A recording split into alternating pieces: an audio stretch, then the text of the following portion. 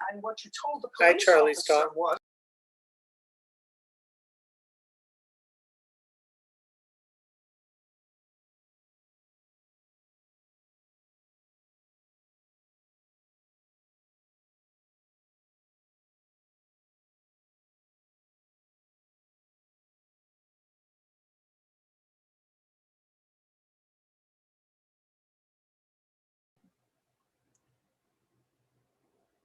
Our way to read live.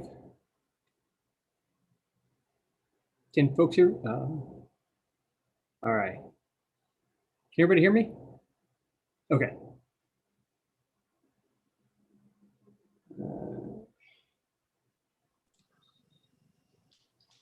Okay, today is April 1st, 2021. It's our first meeting of April. We have everybody here. Hey, Ryan, let's call a roll. All right. Mayor Godis. Here. Mayor Pro Tem Kaup. Here. Counselor Willman. Here. Counselor Wuso.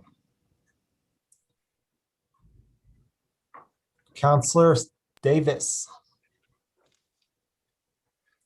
Counselor Stepp.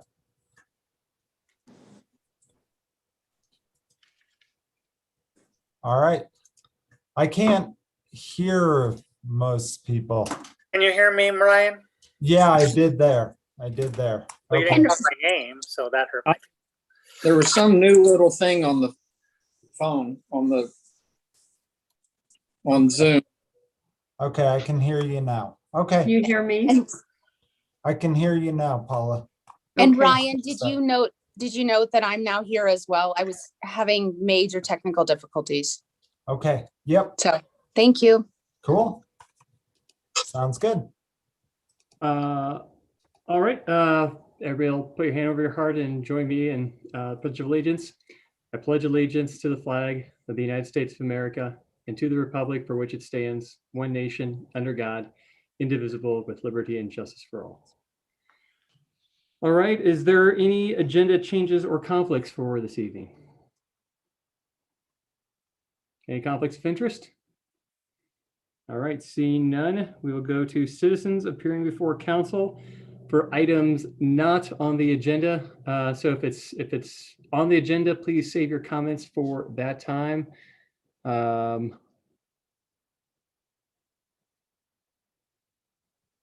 right, seeing none, I will bring it back for council comments. Councilor Hershey. Thank you very much. I know we're going to be talking about this a little bit later, but I don't know if you saw the Aspen Daily News today, but I think the city council there has a solution for our housing issues that I'd like us to look into, and maybe Mr. Mayor, you could direct staff. And the benefit here is it's going to solve our airport problems. What Aspen is proposing is moving most of the housing and public housing underground. So what we could do is have, in addition to the tunnel at the airport, underground housing at the airport. I think you could build 500 to 600 units. I used to joke about putting the airport underground, which of course is dumb, but you could have housing units underground. And I know what you're saying, no windows, whatever, but there are solutions there. And this would solve all of our housing problems. And I'm curious, Mr. Mayor, what you think. I would second that motion, Tony. That would achieve my lifelong dream of putting condos out at that airport. And you're right, it's just really impractical to land airplanes underground. But, you know, as Councilor Davis knows, you can have wind or an egressless unit underground as long as it's sprinkled. So being right next to the Roaring Fork, I don't even think water is our problem. So yeah, I would be in support of that, Councilor Hershey. Can we take a vote on that now? Because again, if the city council in Aspen thinks it's a good idea, it has to be a good idea. I agree. Maybe we should wait. Yeah, there's I don't think we need to take a vote. Thank you, everyone. That was fun. All right. Any other council comments? Steve Davis. Yeah, I want to comment on spring cleanup and say that I'm really disappointed at how that's rolling out. I know that I understand the reasons why we don't have curbside cleanup. And we've gone to what I thought was a postcard in the mail with our utility bill that would allow us, like in Garfield County, to take this card out and haul our yard debris to the landfill, but it doesn't quite work that way. I had to contact Sarah at City Hall, and she then included me on a Eventbrite app or website, which I then had to go and get an email to get a confirming my registration. That's not so difficult for me, and I can do that, although I think a lot of people will struggle with that technology just because everybody doesn't have a computer or access, or their life doesn't work that way.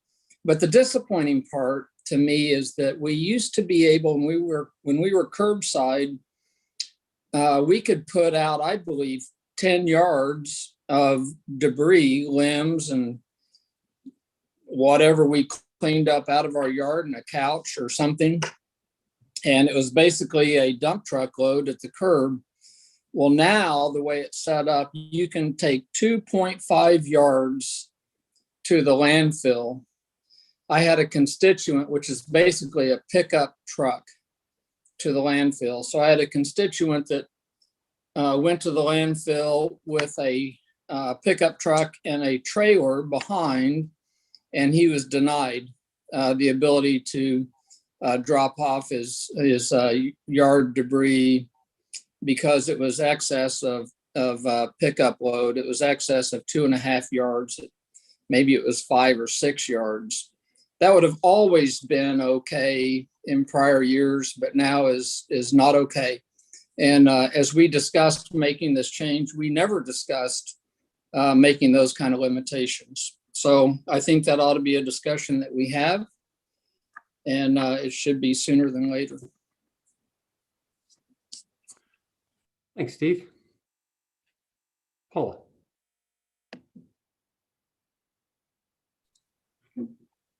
Sorry.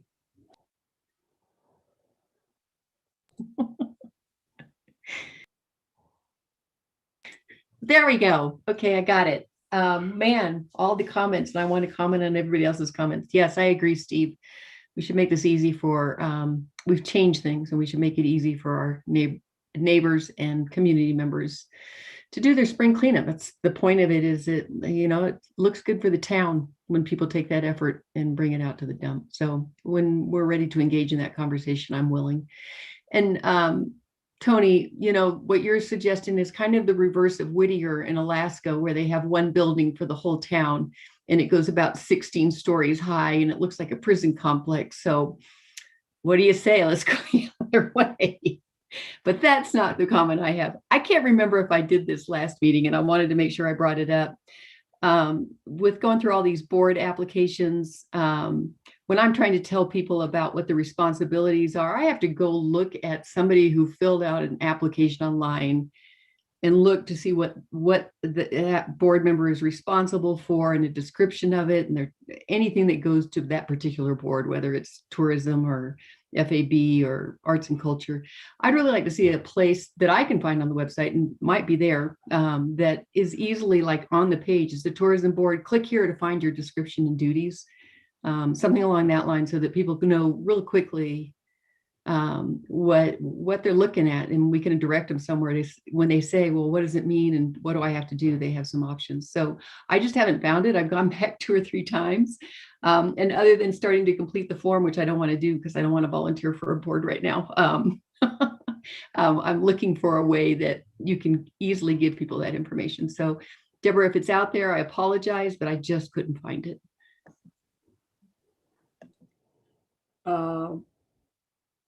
I will look. I'm not sure.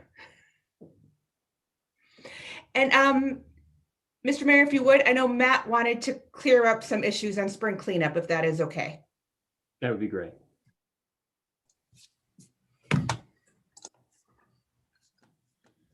Hello. Sorry, it's a little dark. I'll turn the light on in a little while. So yeah, I'd love to clear that up. I've got things all the way back to 2016. Spring cleanup has always been one truckload, one pickup size truckload. We've actually left material at people's houses because they've decided to put out their whole entire remodel project in front of their house before, and let them clean it up. And also, if you don't have the ability to go on the website, you can actually click on spring cleanup and fill out a little form, and it'll automatically send you an email. If you don't have the ability to do that, that's why Sarah is available. It's an email or a phone call, and she'll actually do it for you, and it'll be sent to you directly. Steve has the ability to do that, so Sarah directed him to the link. But if you don't have the ability to get a voucher, we want you to call. Sarah's phone number is on there. She will fill out all the information for you, and it'll be automatically emailed to you, or she's actually been putting them in the mail also when somebody does not have an email address. So I just want to make sure we were clear on that. It's always been 2.5 yards and one pickup truck load. I'm looking at it right now. 6-foot branches, free on free refrigerators. I mean, it's the same information year and year and year over. So I just want to make sure we were clear on, we haven't changed anything. The vouchers are fairly easy to get. We decided it wasn't worth $1,000 to print vouchers for everybody who lives in the city of Glenwood Springs and send them out, because we only spent about $3,000 last year in actual dump fees. That would have been 1/3 the cost to send vouchers to most people that aren't going to use them. So we kind of put this together at we'll call it not the last minute. We spent about a month and a half on trying to figure out the best way to get vouchers to people efficiently without wasting paper and all these other fun things. But I just wanted to make sure we were all on the same page, that we haven't changed any of the requirements. If you put 5 yards out in front of your house and they picked it up, I would feel lucky, because they were not supposed to. And that was even Robin's directions. And if it was close to 2.5, 3, whatever it is, they'd pick it up. But if it was in excess of, we know that you just saved up your material, Mr. Godis, excuse me, for the entire year, we wouldn't be picking up all of it anyhow. So I just wanted to make sure we were all on the same page with that. And if I'm missing something, then I will take direction. We will change whatever you want to change. If we want us to take an extra trailer load or whatever it is, I probably would have let the trailer load go. We can talk to Dee about that. But if you guys want some different direction, we're more than willing to take direction. I think in the interest of this, Yeah. Steve, you're killing me. You're going to say something really quick and brief, and then we can move on, because otherwise it should be a future agenda item, because we're going to develop into a whole conversation on spring cleanup. But Steve, I trust you. Go ahead. Well, I just, I want to apologize if I misunderstood that, but I suspect that, a lot of people probably did. And if you didn't look at the fine print and it said 1 truckload, and then the truck that comes around to pick it up is a dump truck, we just all assumed it was more than a pickup load. And so that's probably where the confusion was. And I won't go beyond that, Matt. I mean, it worked out well for me to do it, but I just think other people are confused by what a truckload is. You're probably right, and I apologize for that. Matt, you're such a great whipping boy. All right, Charlie, you're up.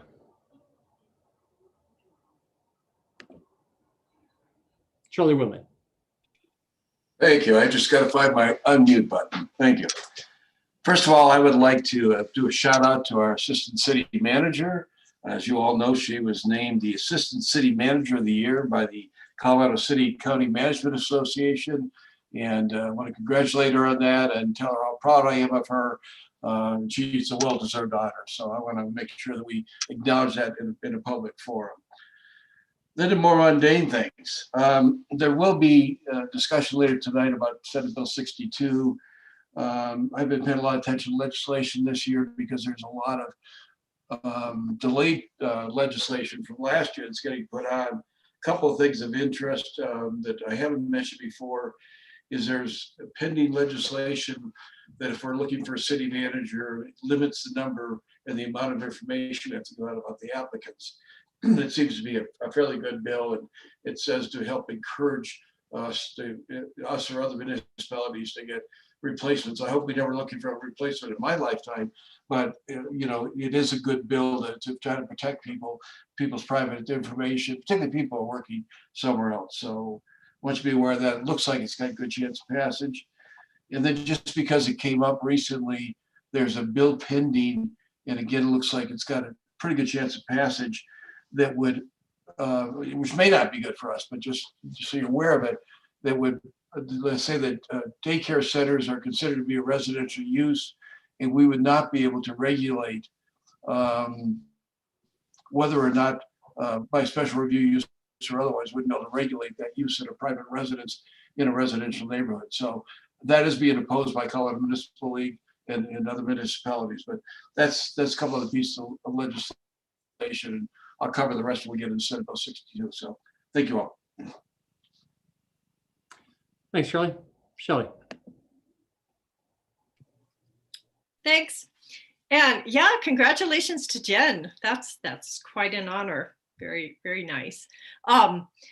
I would like to say just quickly, I do agree with Steve on spring cleanup. And I think what I'd like to see is I would like to see it on a future agenda, because my understanding of this year was that we were doing this again for, since we're still in the pandemic, but that going forward, we would still have that conversation. So I'm hoping we will still do that.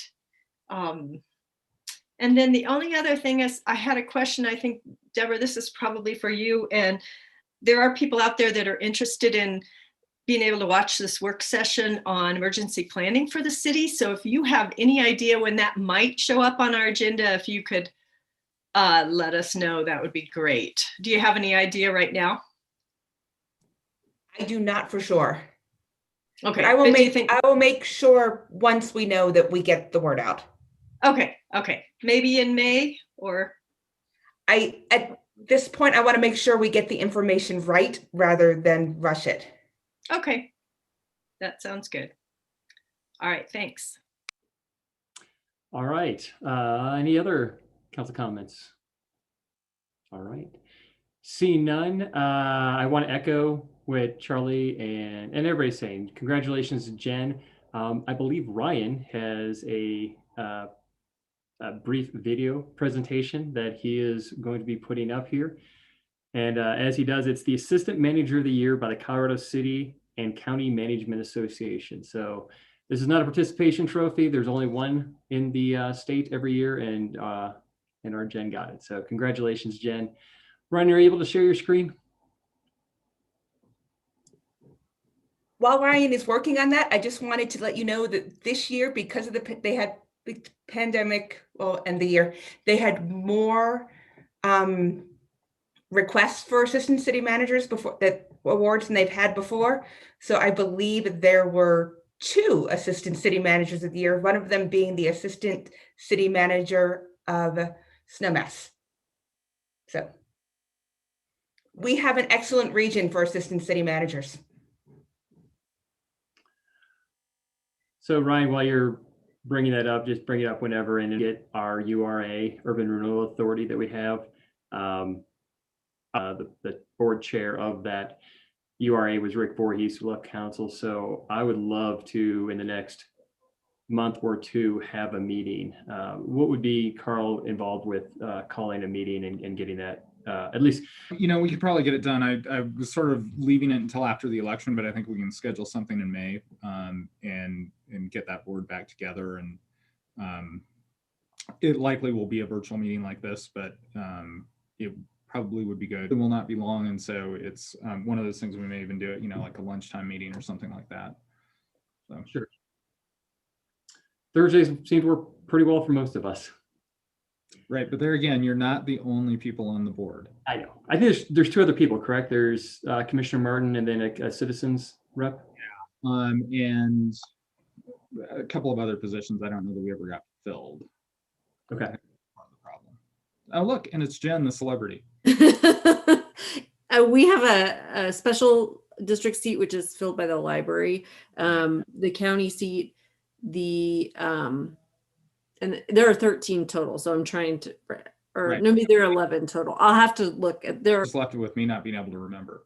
They could blame it on age and. So I'm good to go whenever you guys are. Let's hit it, Ryan. All right. Well, that's wrong.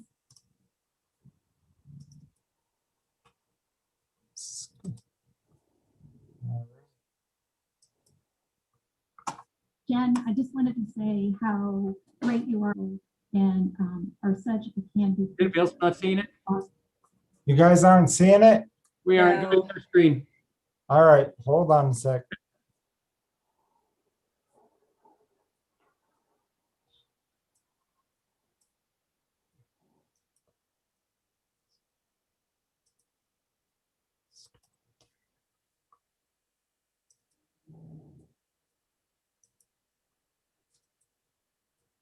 There we go.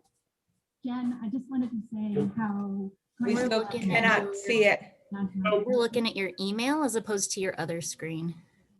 And are such a handy person and is awesome working with you. Thank you. Jen, you have an exceptional work ethic, exceptional.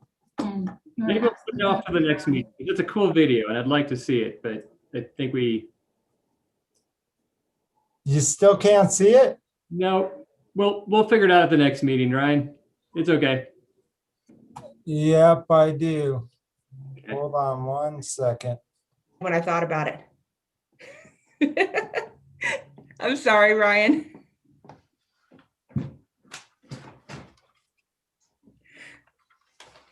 It was going okay, but then Ryan, you were talking. So if you could do it exactly how you were doing, unmute yourself and play it again. Nope.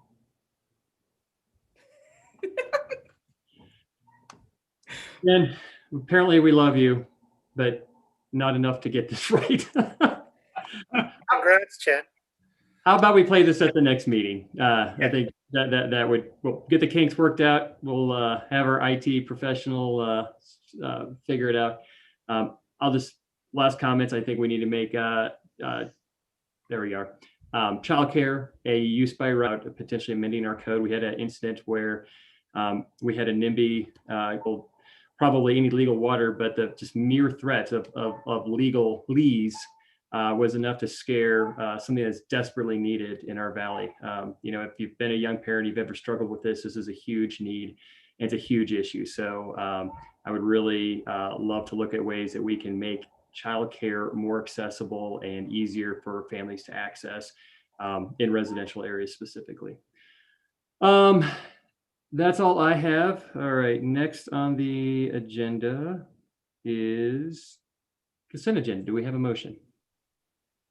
I move for approval. All in favor signify by saying aye or raising your hand. Aye. Any opposed? Let the motion reflect unanimous consent. Let's see, sorry, bringing up the agenda. Regular agenda items, Arts and Culture Board appointees.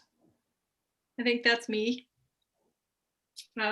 We have 2 new appointees that I interviewed for the Arts and Culture Board. They were both on the work session today, so you guys got to kind of preliminarily meet them.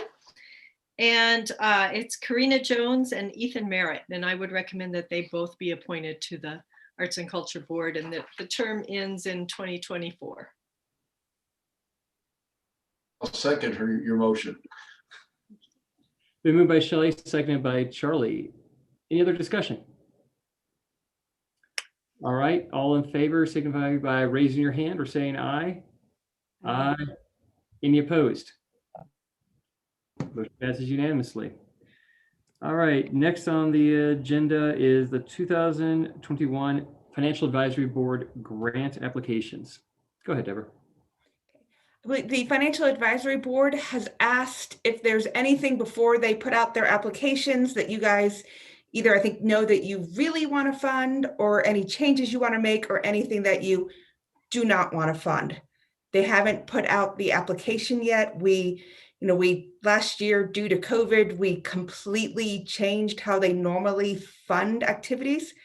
I don't necessarily see a need to do that this year, but I think they want to reach out and ask before organizations put in all this effort to apply for us to say, no, we're not interested in that this year. Go ahead, Paula.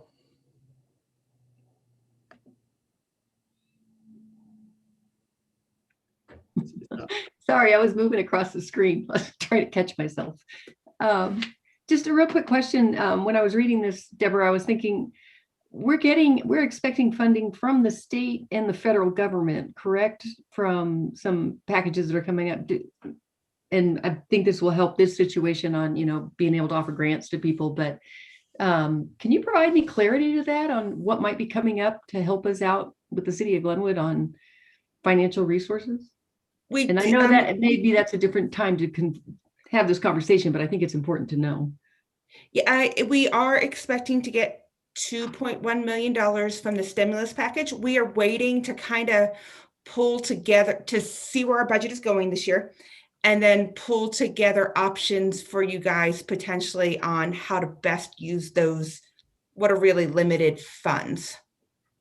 You know, with the potential of the canyon closing throughout the summer, I'm not trying to get ahead of myself. But we will have that buffer. Do they have the same kind of limitations that previous stimulus funding had on exactly what you could apply it to, or do you have some flexibility? I don't think we know for sure everything, but I know it is much more flexible than the previous funding. And is that the federal funding? Yes. And do we have anything from the state that's coming our way? No, we know there are grant opportunities that we're planning to go after from the state, and this money would roll from the feds through the state to us. Okay. Great. That just, this question of whether or not we had the FAB funding available for our nonprofits and other things kind of led to that question. So thank you. Thanks, Paul. Charlie and Steve. Yeah, kind of in follow-up what Paul said, you know, I think there's going to be sufficient funding there. I know the state's looking at things. And my understanding, Deborah, I know you got a better feel, is it's not, it's going to be much less restricted. And although it comes through the state, there's more of a mandate. It has to come to the municipalities. That's what I've understood from CBL meetings I've been in. Having said all that, I've been on the Financial Advisory Board for a number of years now, and I think these grants were intended as part of the NI funding to help fund various organizations, nonprofit organizations in the city. And unless we have some other pending need, it doesn't sound like we do this year. I thought last year's allocation was a real good idea, but I think we should set up normal applications this year and let it go through the process. I think the criteria that have been set up in the past have worked for the most part. There's certainly always going to be some glitches, but I would encourage us to follow the historic grant process. Councilor Davis. Well, I guess we're not doing questions now and then comments later. It's kind of melded into one. Yeah, I think we're just looking for direction at this point. Yeah. I don't want to get in trouble. So I keep you. I've only been doing this 6 years. I just don't want to get in trouble. My comment is, I believe we're back to status quo. This is a completely different year than last year. We were living in the unknown last year, and we have a much better idea where we are today. So I would just go back to how they have been doing it in the past, short of having restructuring this for a completely different reason. Thanks, Steve. Tony. Sorry, my dog was barking. Yeah, I agree with Steve and Charlie. I imagine that Charlie would know that the FAB last time got a little gun shy in the last couple of years because they're like, no, don't do this, do this. But I think return to the status quo. I mean, the reason we have these boards and commissions is to do this stuff. I trust their judgment. I trust their the chair of their board implicitly. If there's an issue, it'll come to us. But I think I understand why they're looking for direction. If I was them, I would be too. But I think if we can just say, look, we're sort of return to the status quo, you have discretion. I think that's very appropriate if people agree. Thank you. Paul? I've also forgot to note, because we're also doing comments, I do agree also that we should go to status quo and allow them to look through the list and make their decisions. But I did notice that we had changed the deadlines in the information about the grants at the beginning of the application. We had changed the date submittals and that type of stuff. But within the document, there's a page on there that shows a deadline of mid-April. So I just want to make sure that people check that before it goes out to the public. I saw that, Paula. Thank you. We will definitely change that, and I'll look at the other dates too. Okay, You're great. right, so thank you. Ingrid. So if we're doing comments and perspectives, I'll just add that I too am in agreement that we go back to more of a status quo. My only little add-on is that we give guidance or direction to FAB that in their discernment and their choices, that they maybe factor in nonprofits and organizations that have been deeply impacted by COVID, but maybe haven't received as much funding in the last year. That's the only add-on that I have. And thank you. Thanks, Ingrid. And I guess I'll just agree with everybody else. So we kind of have unanimous support here. The pendulum has swung from, we don't want to help the homeless people at all because it will, yes, because it will potentially encourage the behavior apparently. And then last year when it might have been us that was going hungry, potentially going into the COVID thing. We're like, oh, we got to fund all those organizations. So I think putting it back in the middle is probably the right place to be. I think we're all hearing the same thing.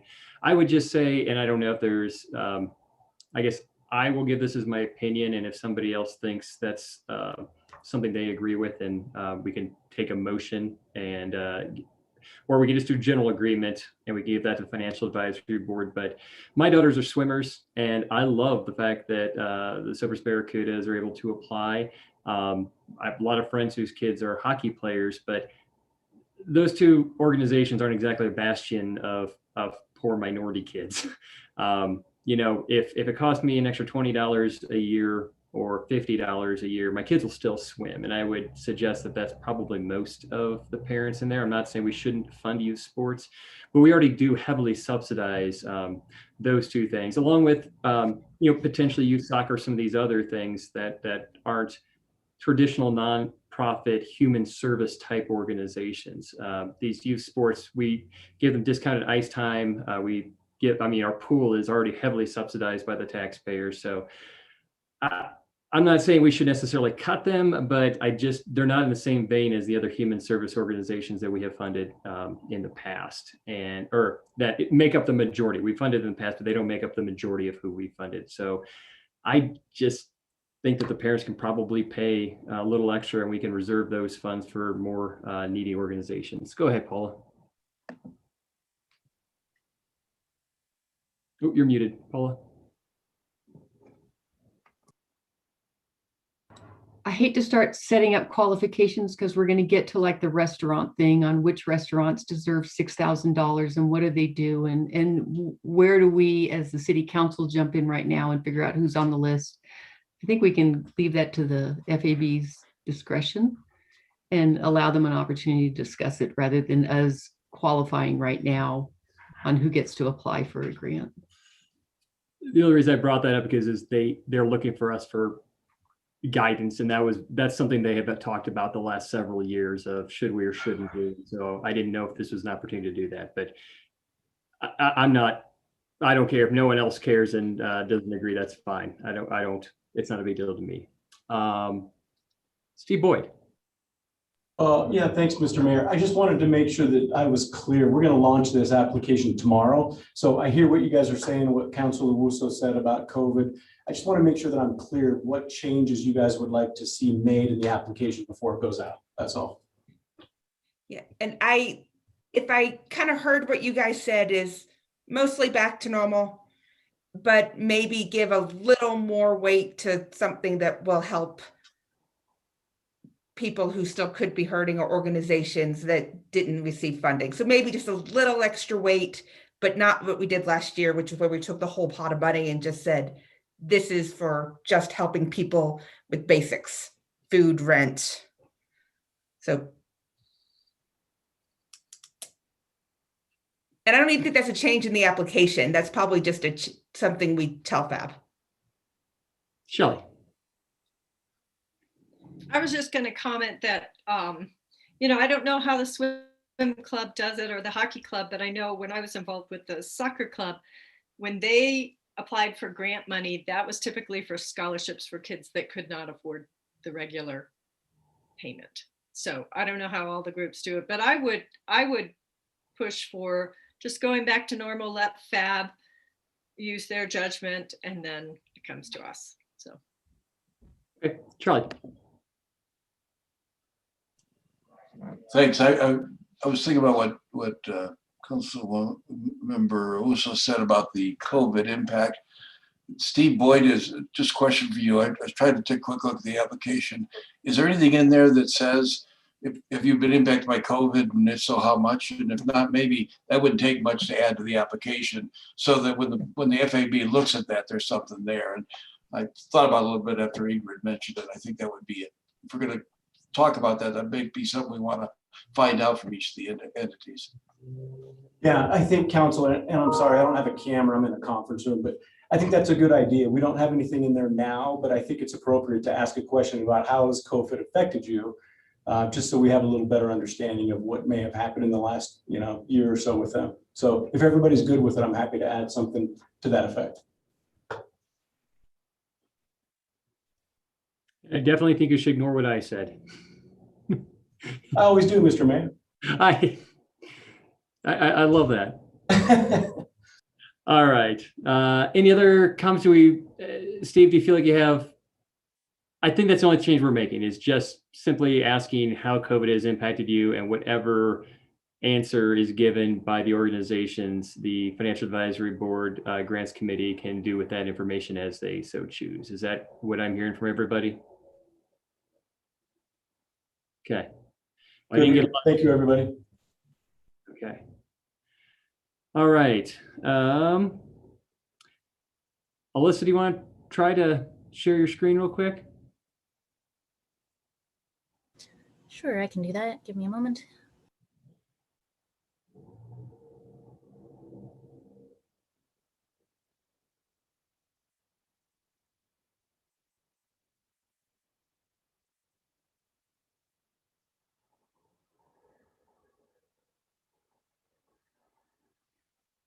If you want, you can email it to me and I can just kind of put it up to the screen and everybody can kind of see it. It'd be really low tech. I could do interpretive dance. No? No, I want the interpretive dance. All right. Alyssa, we'll move on to the, oh, there we go. Can Ryan play that video? I'm just kidding. There it is. Jen, I just wanted to say how great you are in terms of your help to the Downtown Development Authority. You are always available and are such a can-do person, and it is awesome working with you. Thank you. Jen, you have an exceptional work ethic, can-do attitude. Your commitment to the community, even in the face of adversity, is exceptional. And you're an absolute joy to be around, and I'm so honored to be able to work with you. Jen, I could not have asked for a better professional mentor than yourself. I'm thrilled to be part of your team and to recognize you as Assistant City Manager of the Year. Congratulations, it is well deserved.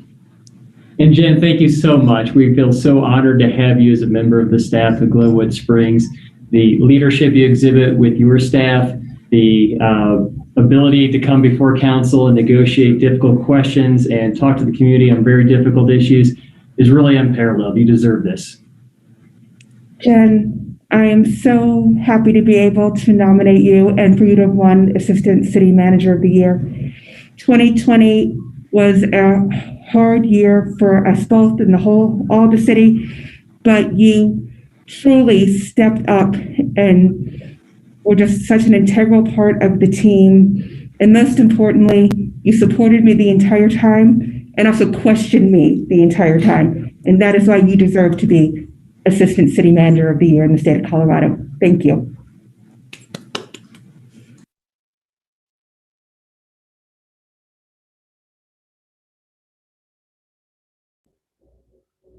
I think since we have the Assistant City Manager of the Year here on staff, I think next time there's anything that's mildly difficult, like sharing screens, we should just make her do it. She already has the award. All right. Again, thank you, Jen. We're really proud of you. I hope everybody in the city, I hope this is reported on because you deserve it. And I know it'll be embarrassing to you, but because that's your kind of MO, but we're really proud and you deserve that recognition. Moving on, next item is the syringe services program. Am I promoting Maggie? Yes, I am. Is there anybody else I'm promoting?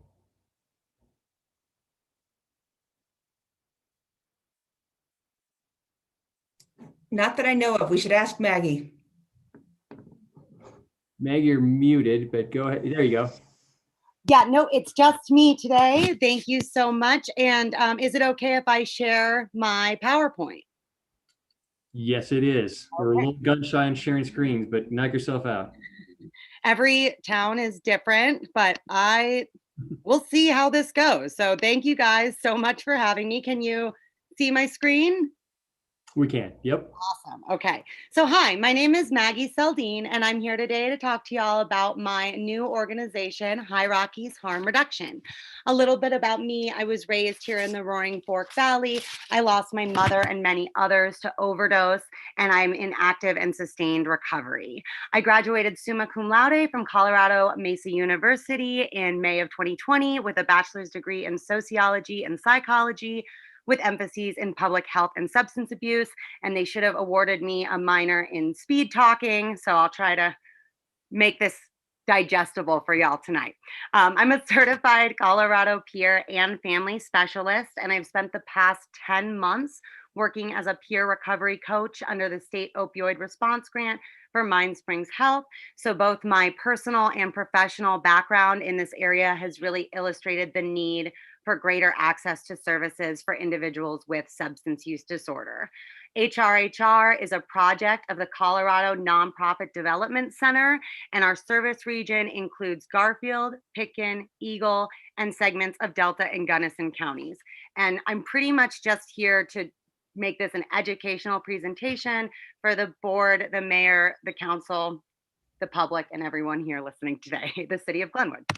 So we're all aware of the national opioid epidemic, and I'm not going to bore y'all with my long-winded data tonight, but High Rockies Harm Reduction was created in response to the rising rates of overdose deaths, new cases of HIV and hepatitis, and economic costs related to substance use in our communities, much of which has been exacerbated by COVID-19.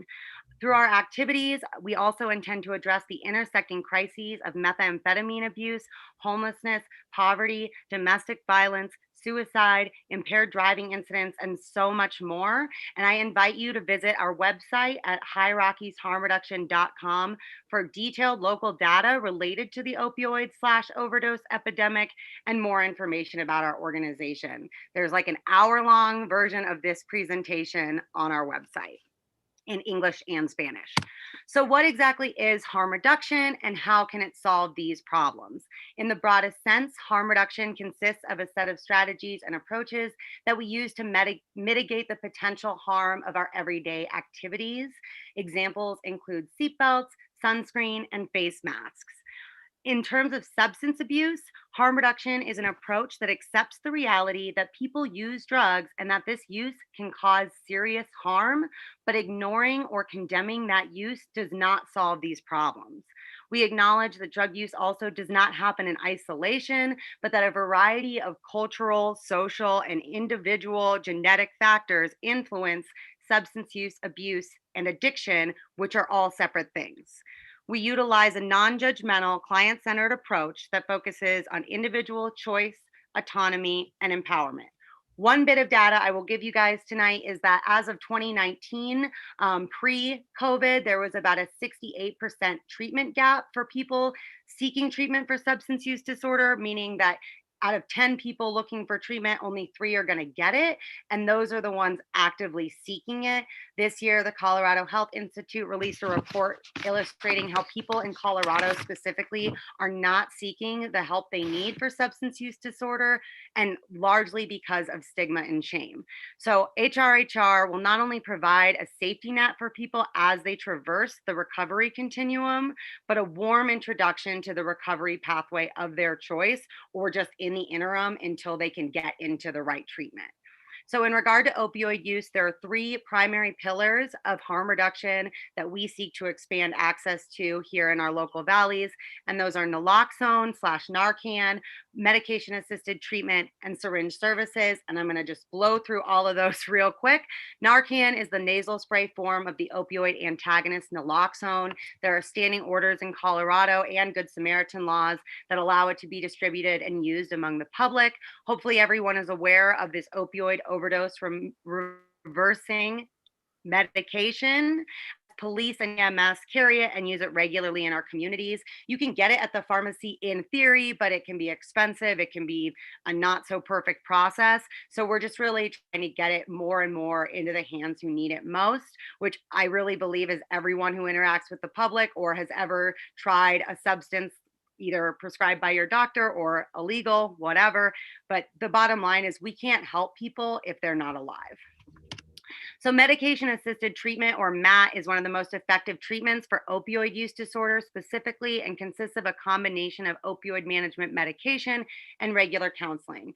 At High Rockies Harm Reduction, we don't intend to provide direct medical or counseling services, but will connect participants to community providers through collaborative relationships and offer peer services for additional support along the way. We believe that we are well poised to engage underserved populations through peer support and get them into that right treatment. And hopefully we will have MAT services available at our fixed site, which really is like a long way out, 2022 at the earliest, but we already have built collaborative relationships with the Front Range Clinic that provides mobile services so they could come to our site. And syringe access refers to the ability to acquire sterile syringes as well as dispose of used ones. But syringe access programs can provide a lot more, including access to fentanyl testing strips, where you can test your substances to see if they have fentanyl, which is a very dangerously lethal opioid that is being hidden in other drugs and is much stronger and really is responsible for a lot of lives lost in our community. And there's been an exponential increase in fentanyl related deaths in the past couple of years.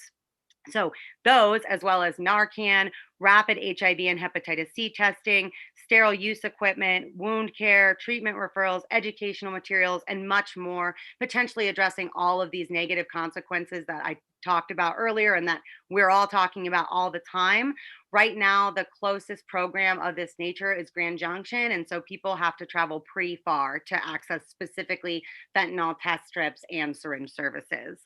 And I know all that can sound a little scary, but these programs have been proven to be very effective and they protect users and the community. Individuals who use syringe service programs are 5 times more likely to enter treatment programs than IV drug users who do not use these programs. Syringe services have also been shown to reduce the spread of disease and protect community members from needle stick injuries and potential infection, all of which are big issues in our communities. Syringe services are also cost effective, saving taxpayers $7 for every $1 spent by preventing new HIV infections. And then another core service that we want to provide are peer recovery support services, which have been shown to produce a variety of benefits for participants, including improved quality of life, decreased hospitalization, increased treatment retention and satisfaction, improved relationships with providers, and reduced substance use. Peer-delivered services have been shown to substantially increase efficacy in reaching those hard-to-reach populations, which is one of our main goals. So harm reduction programs on a whole have been endorsed by pretty much every major medical organization in the nation and world because these programs have been shown to work at doing exactly what we're trying to do. They've been shown to reduce crime, specifically violent crime, reduce the spread of disease, reduce needle stick injuries and public overdose, and just generally keep our communities clean and safe. And the people who use these services, again, not only are they more likely to get into treatment, but they're more likely to stay sober longer than their counterparts who engage with recovery via the traditional criminal justice punitive methods we've been employing. So High Rockies Harm Reduction is a grassroots, community-informed organization that seeks to expand access to these life-saving services for people who use drugs and other underserved segments of society in our communities. Success for our organization, which I truly believe is attainable, looks like 0 overdose deaths, 0 new HIV and hepatitis C cases, more testing for these diseases, more treatment access, more behavioral health treatment access, fewer DUIs, fewer drunk driving incidents, fewer suicides, fewer lost lives, and reduced substance use in our communities. As a harm reduction agency, we share the values of the National Harm Reduction Coalition outlined here. And as a recovery community organization, we also value the core elements of RCOs, including authenticity of voice, accountability to the recovery community, and the independence and autonomy of those in recovery. Our vision involves combining the evidence-based practices of harm reduction and peer-based supports, as they've both been shown to achieve our desired goals and both need more expansion or need to exist in our communities. And so our current strategic vision involves an in-depth needs assessment of the service region, being Aspen to Parachute, Carbondale to Paonia, Parachute to Vale. And we want to do this needs assessment from July to December of this year, before ideally having a fixed site, like I said, most likely in 2022. But at this point, we're basically just seeking to build collaborative relationships with the various municipalities in the area in the hopes that we can secure support to bring a mobile unit to each town as part of this needs assessment phase. Through the mobile unit, our employees and volunteers will distribute sterile use supplies, Narcan, fentanyl test strips, resources, referrals, and peer services, and will collect qualitative and quantitative data of participant experiences, which will ultimately guide the activities and location of our fixed site. So I don't even like to talk a lot about the fixed site right now, because I have ideas, I have desires, but we want data to really guide this project, as it already has. These are really evidence-based programs. So in addition to providing the aforementioned services associated with syringe services and peer recovery support, we also want to connect clients with appropriate referrals, run all recovery support groups and sober social events, run craft groups for affected family members, provide opportunities for professional and educational development. That one is huge to me. That we want to expand the peer workforce. We don't care if they come work for us. We want people in recovery to have service and professional opportunities that are meaningful. And we also want to provide those volunteer opportunities, as that's a huge part of recovery, and consistently seek to include individuals with a history of substance use and their affected friends and family members in the planning, development, and implementation of our services. We really want what we're doing to be something the community wants and needs, not what we just say should happen.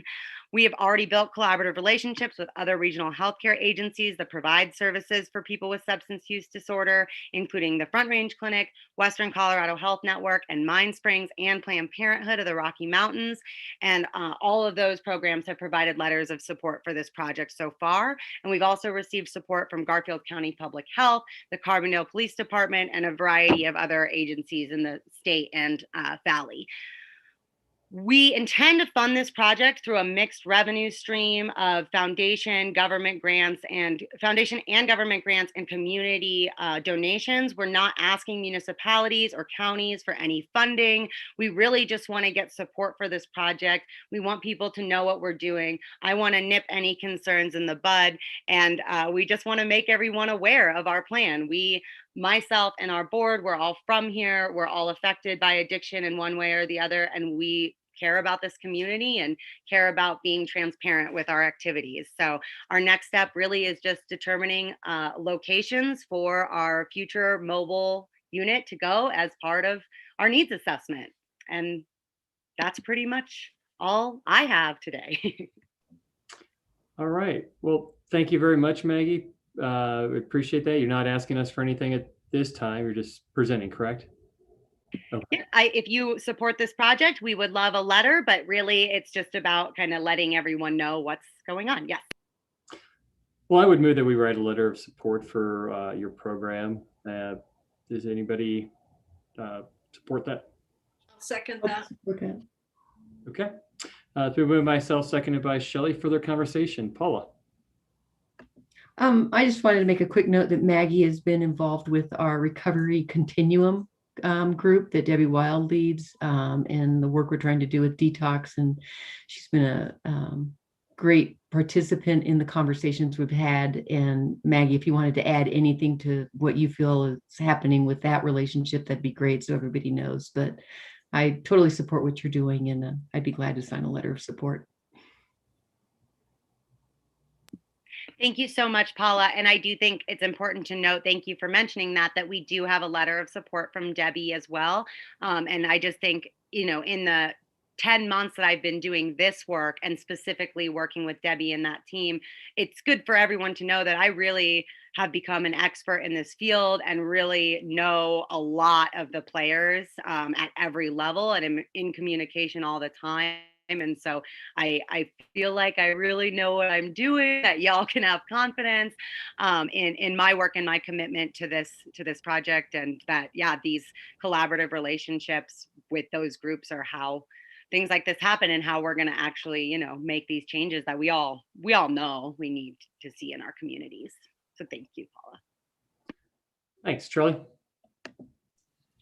And Meg, I just want to thank you for your dedication to this. This is a very difficult area to be working in. I appreciate your time and your dedication and your personal story. And please work with us, you know, as much as we can work with you too, and dealing with these problems, particularly among the homeless population or transient population, I guess the more broader term. But I know there's a lot of issues out there, and I appreciate your help. So thanks. All right, there is a motion on the table. Ryan, can you call the question? Yep, no problem. Mayor Pro Tem Cow, Yes. Counselor Davis, Yes. Counselor Hershey, Counselor yes. Russo, Yes. Counselor Stepp, Yes. Mayor Godis, Yes. and Counselor Willman. Yes. It's unanimous. Awesome. Deborah, go ahead. Mr. Mayor, I think Deborah has something. Yes. I was gonna say, Maggie, if you have not sent me a draft letter, can you please send me a draft letter that we can just fix up? Thank Yes, you. absolutely. I'd be happy to get that over to you. And thank you all so much for your support. I will definitely continue to bring these conversations to you all, as I want us all to be involved in how this goes forward and how we deal with these issues in our towns. So thank you so much. Thank you very much, Maggie. We really appreciate the time you took tonight and everything you do for the community, especially that population. All right, next item on the agenda is item number 13, Resolution 2021-06, Community Housing Guidelines. Who am I promoting? Or am I? I'm thinking Hannah is definite. All right.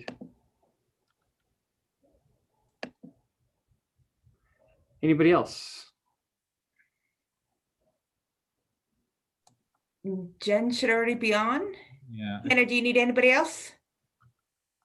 I do not believe so. Carl and Jen are already here, so they're my main cohort. Great, thank you. By main cohort, she means we're just hanging out while she does everything. So just so we're clear, no expectations. So the item before you is consideration of Resolution 2021-06, the Community Housing Guidelines. And this was continued from the last meeting to allow staff to take a little bit more review time, which thank you for that, and also yourself. So in your staff report is basically the same. And then the attached housing guidelines, I've taken the opportunity to make several changes, and those changes are highlighted in red as track changes in that document. So hopefully you were able to take the time to go through the roughly 40 pages. And I know we also added on comments from Mayor Pro Tem Kaup that is also in your packet. And I'm happy to share screen, Shelley, when we go over those. So there were quite a few changes. I think what I can say from a staff perspective is that the changes I made were to make this program a little bit more streamlined from an implementation perspective. So some things were removed and some things were added. Mostly the things that were added have to do with the rental aspect of this program, since previously we did not have rental units in our inclusionary housing. So this guiding document on implementation now needed a little bit of revamping to allow for how those rental units are going to work. So we did borrow some language from other municipalities that have a similar program, Carbondale and Summit County. So I've highlighted those areas where we've added language.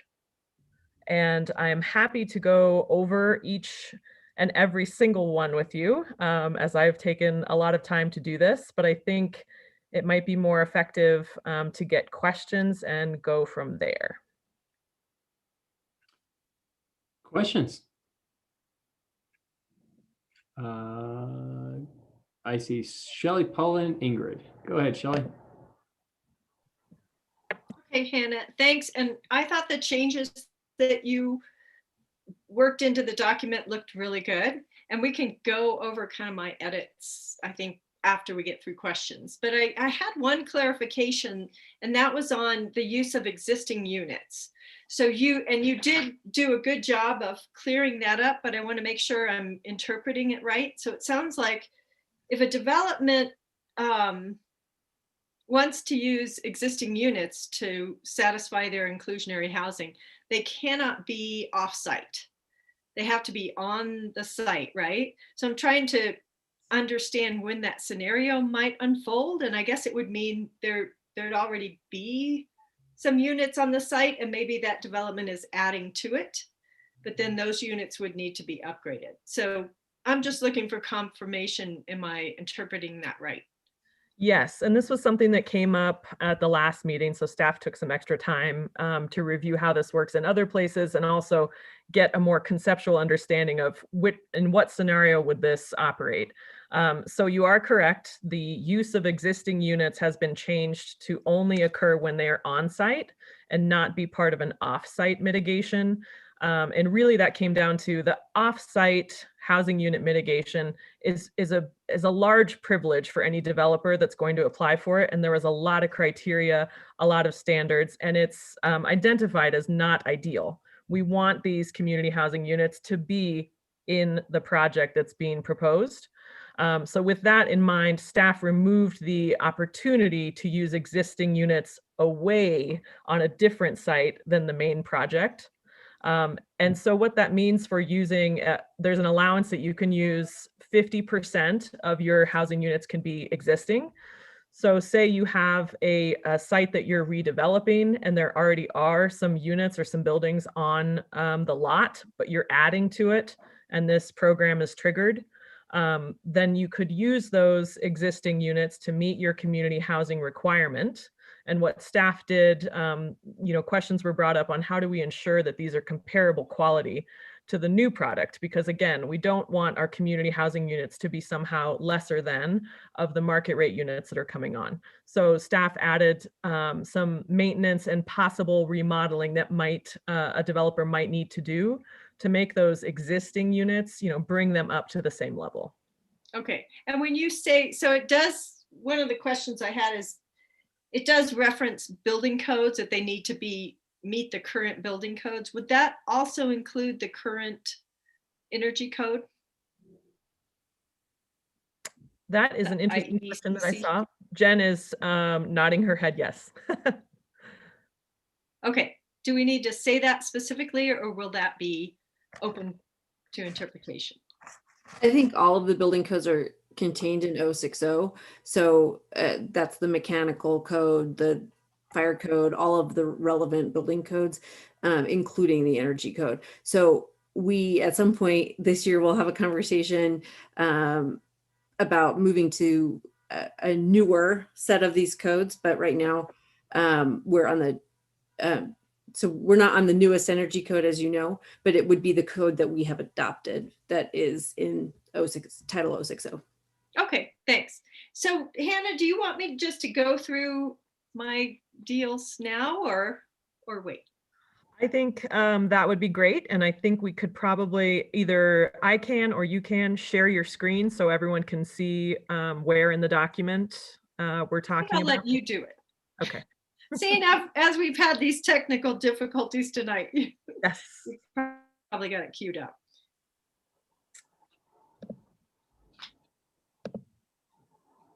And just a few, I think it can go pretty quickly.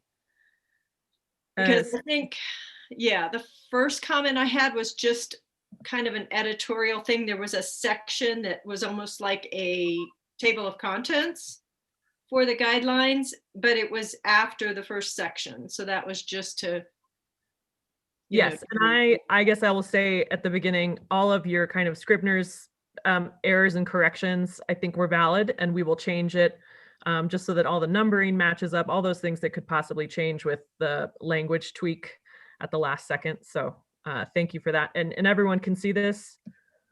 I will move to your first highlighted area, which was under the, it's actually in the staff report. So you've highlighted incentives, density bonus, site design flexibility, and criteria for approval.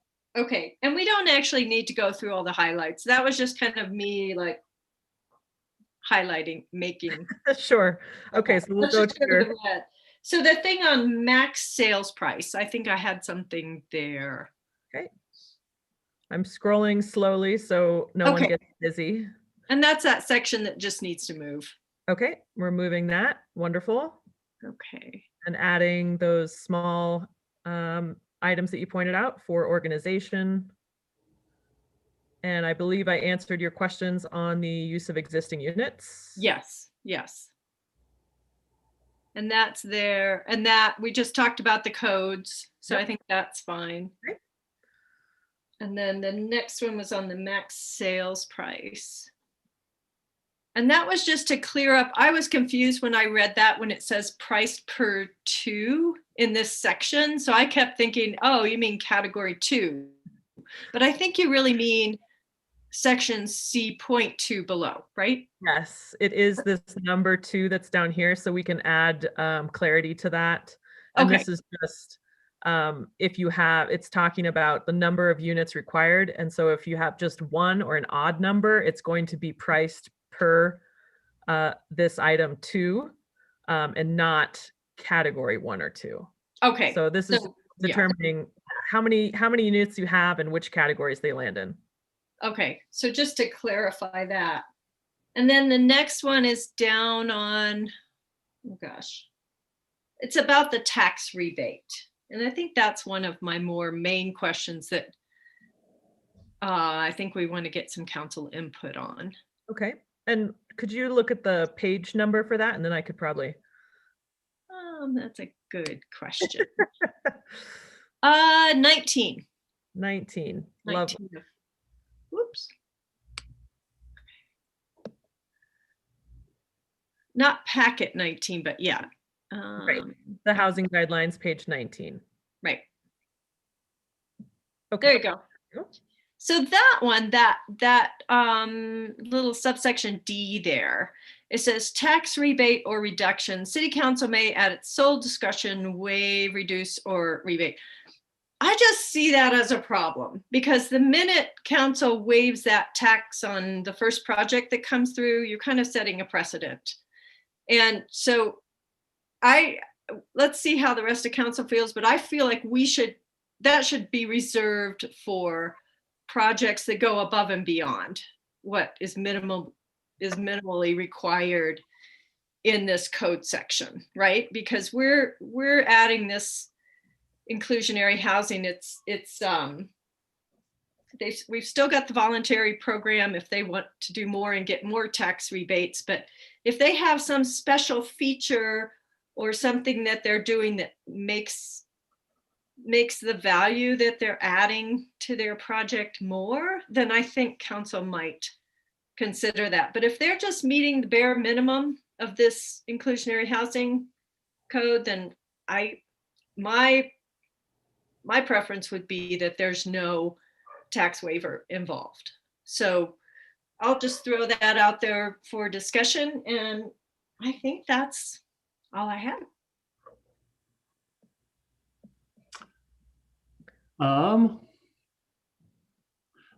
Shelley, let's put a pin in that one, get some other council comments and maybe take them all at the end. Is that fair for everybody? Okay. Paul and Ingrid.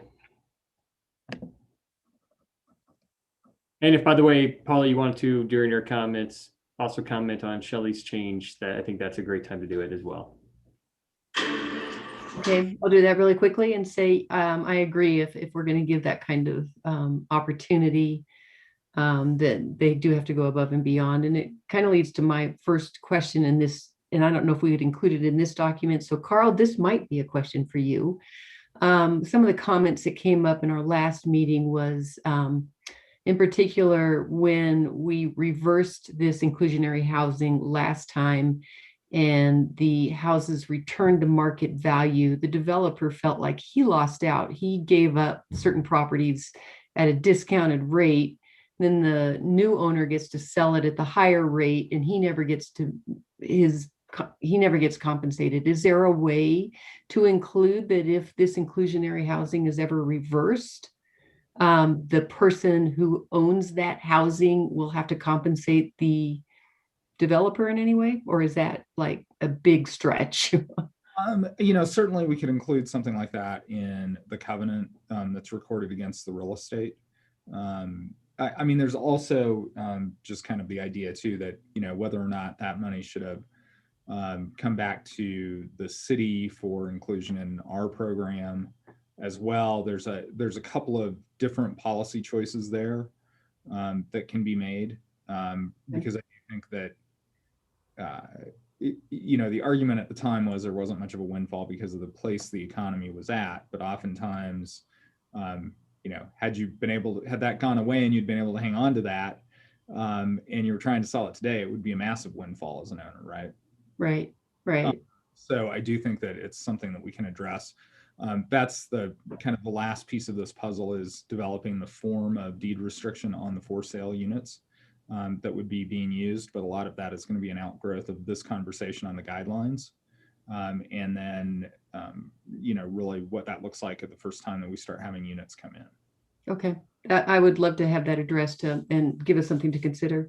The other question I had, first of all, just so I'm clear on this, Hannah, this is just for the mandatory inclusionary housing. It does not refer to the voluntary rules that are set up elsewhere in city code, right? Correct. This only is for implementation of the mandatory inclusionary housing units. And so if we wanted to change that structure of, allowing somebody within city limits or within 81601, et cetera, in the voluntary, we'll need to discuss that at a different time with council. Yes, and staff has kind of reviewed that as far as timeline wise, and we're working on bringing that back, but thought that it would be better to wait just a moment. As often with code changes, sometimes additional changes become illuminated by implementation. And so we do have a few items, including the voluntary program change, that we would bring back to you soon-ish. Okay, wanted to make sure of that. And then my last question was kind of looking at capital improvements in those costs. And I noticed that any upgrades to appliance, plumbing, carpets, anything along that line would not be covered in selling that unit to the next deed restricted buyer. And my only concern there is if somebody is in that house for, they have the house, they have it for 10 or 15 years, they never replace the carpet, the refrigerator is old, and they're like, well, I'm not going to do that because I'm not going to make my money back. Is there any balance in there to kind of find a way that, is that like a reserve that we hold, that when that house goes through a transition, the next person is going to have, what you typically look for when you're buying a house? I'm going to go in a house and the carpets are messed up or the refrigerator's not working. I'm not going to buy the house. So I'm just kind of like, how do we encourage them to replace the things that need to be replaced? So that it is sellable to the next guy, because it sounds like what we're doing is we want the quality in that house when the developer finishes to say, this is just as good as that house next door, or relatively close to that house next door. But then all of a sudden it becomes a case of, I'm not taking care of it because the only thing I'm going to get compensated for is the other things that are A through J and what is approved. So I don't know where that balance is. And I know you probably struggle with that, but that was a concern of mine. I mean, that is definitely, you can look at the list and council can decide to add additional items to that list if they think it's insufficient or if that's a significant concern. I don't think we did too much updating on that section from our previous guidelines. And in reviewing other guidelines, those were pretty standard. But if council feels that that needs to be increased in any way, that's obviously a conversation we can have about making edits to that section to include additional renovation capital improvements that can be recouped as cost in the sale price.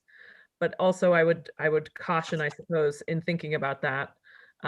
Yes, we want these units to be maintained, and that's why there is that list of allowable, but you don't want it to go too far so that the sale price, then everything you add to it then does, bring that cost up. So there, like you said, a delicate balance, but open to hearing if council wants to add some additional items to that. Okay, thank you. Ingrid. So I'll segue and say that's one of the big sections that I wanted reviewed as well. And I agree that when it's initially offered to the public, it will be on par with whatever is the adjacent property. But 5 years down the road, 10 years down the road, I think that it's really appropriate and also a benefit to the unit that the homeowners do the necessary updating.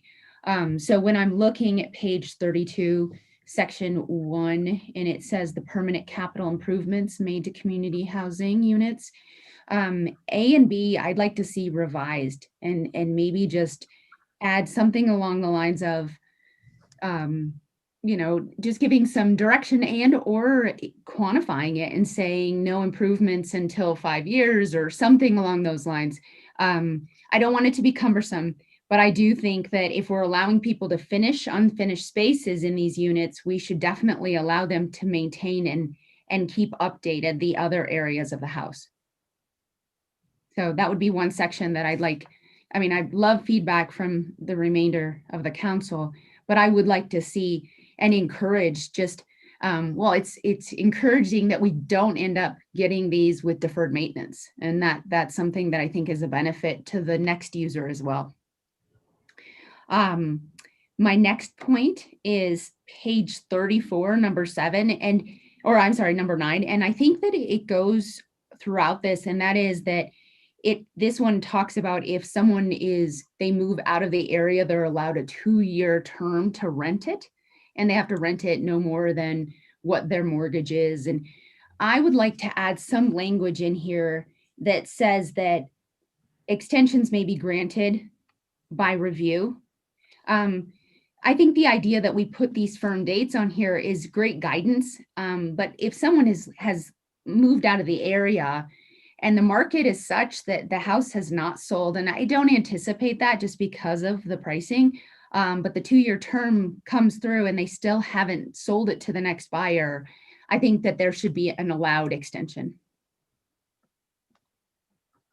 And then because I had some community members ask me, what happens in the event someone is living in one of these and they retire? We do have under employment exemptions. Okay, thank you, because I looked for it, but I didn't find it. At closer to the beginning of the document. So we do allow for retirees to be able to stay in their homes. There is some work qualification of how much you were working prior to retirement. Great. Thank you. Somehow I missed it, and I appreciate it. It's a large document. I'm amazed I can remember where it's at. So yeah, totally. Perfect. And then that actually kind of wraps up. Though that was the only thing that we add in and kind of go through the whole document and just kind of see if there's any of those quantifiable deadlines that we could say, and at the discretion of council or staff or whomever, we could grant an extension. That was one thing. And then just reviewing those improvements. And thank you, Hannah. This was a large document, and it's so obvious how much time and energy and knowledge you guys all put into it. So we do appreciate it. And so just so that I'm clear on that last one, you're saying at the discretion of staff, just to make sure that I've got the proper approval. I am, yeah. I think that, in so many other sections, we're saying at the discretion of staff that you can review this. And I think it's appropriate to allow a few opportunities where it's just not that firm date. Because life has a lot of unexpected twists and turns. And if we have a discretionary body already set up, then it doesn't all of a sudden create a muddy situation. Thank you for that clarification. Anything further, Ingrid? All right, Tony. Mr. Mayor, would it be okay for me to comment on the legislation now? I don't really have a specific question. Yeah, that'd be fine. Yeah, I mean, Hannah could have left this the way it was before. I don't care. I'm going to vote against it. Shelley called me and asked me why I was opposed to this legislation. And, it shocks me when I hear a real estate agent on this board not understand the importance of the free market. We have, for hundreds of years in this country, been able to house everyone. And the free market has housed working class and lower middle class people. My grandparents, when they came here from Ellis Island in the Lower East Side of Manhattan, people in Boston, in those in Brooklyn brownstones, in those flat houses in Boston, in the bungalows in Oakland, those Boston 3-deckers, the 2 flats in Chicago, those were built without government interference and without government control. The free market houses people. Not everyone can afford to live here. This is a beautiful place. This afternoon, we had people from New York and Los Angeles on our arts board who moved here. Gee, why did they move here and leave those places? Because it's a great place to live, but they can afford to live here. If you try to house too many people, then it isn't the beautiful place that it was before. Look out your windows, everyone on council right now. Look out your window. You're going to see a mountain. There is a mountain on 3 sides of you. We cannot build more housing. The people here don't want more housing. We don't want more projects. And, I'm all for people moving up the class and moving into the middle class and the upper middle class and the higher class. And I hear Shelley say, she's a fiscal conservative. But Shelley, if you're a true fiscal conservative, then you have to respect the free market. I can't afford to buy a house in Aspen. I can't afford to buy a house in San Francisco or Beverly Hills. But I can afford entry-level housing and then to move up. And the free market provides it. And that's why I'm going to vote against this. And it's not that we can't disagree or we're horrible people or we're bad, but I think we're losing sight of the property rights of developers in this community, people who own land. And here's my final point. Show me one place this has worked. It certainly hasn't worked in Aspen. The reasons for the Telluride decision are varied, but it hasn't worked in Colorado. It hasn't worked in New York City. It hasn't worked in Los Angeles. It does not work. You are not going to be able to house everyone, and it's going to be unsuccessful. And I look forward to a council that I probably won't be on many years ago. And I'm sorry, Hannah, repealing this legislation, because they're going to come to a point where they say, this just doesn't work. It doesn't make financial sense. And it hasn't solved the problems that we want to solve, because it never has. If one person can give me one example where it has worked, I will listen, but I'm going to vote no. Thank you. So Charlie's hand's up next, but I would like, since Councilor Hershey did mention both Shelley and Ingrid and their positions, I would like to give them an opportunity to respond to that. Charlie, if that's okay with you, I think if you can be brief. Go ahead, Ingrid, your hand's up, and Shelley, if you'd also like to respond to that's fine as well, but go ahead, Ingrid. Okay, and I do appreciate a fair and open market that encourages diversity and encourages capitalism. However, as a parent, I've sent my kids to schools here in the Valley where teachers are leaving DeBeck and even in Junction, Rifle, early in the morning. They can't even have their own kids in their schools here in our town because they can't afford to live here and there's not opportunities for them.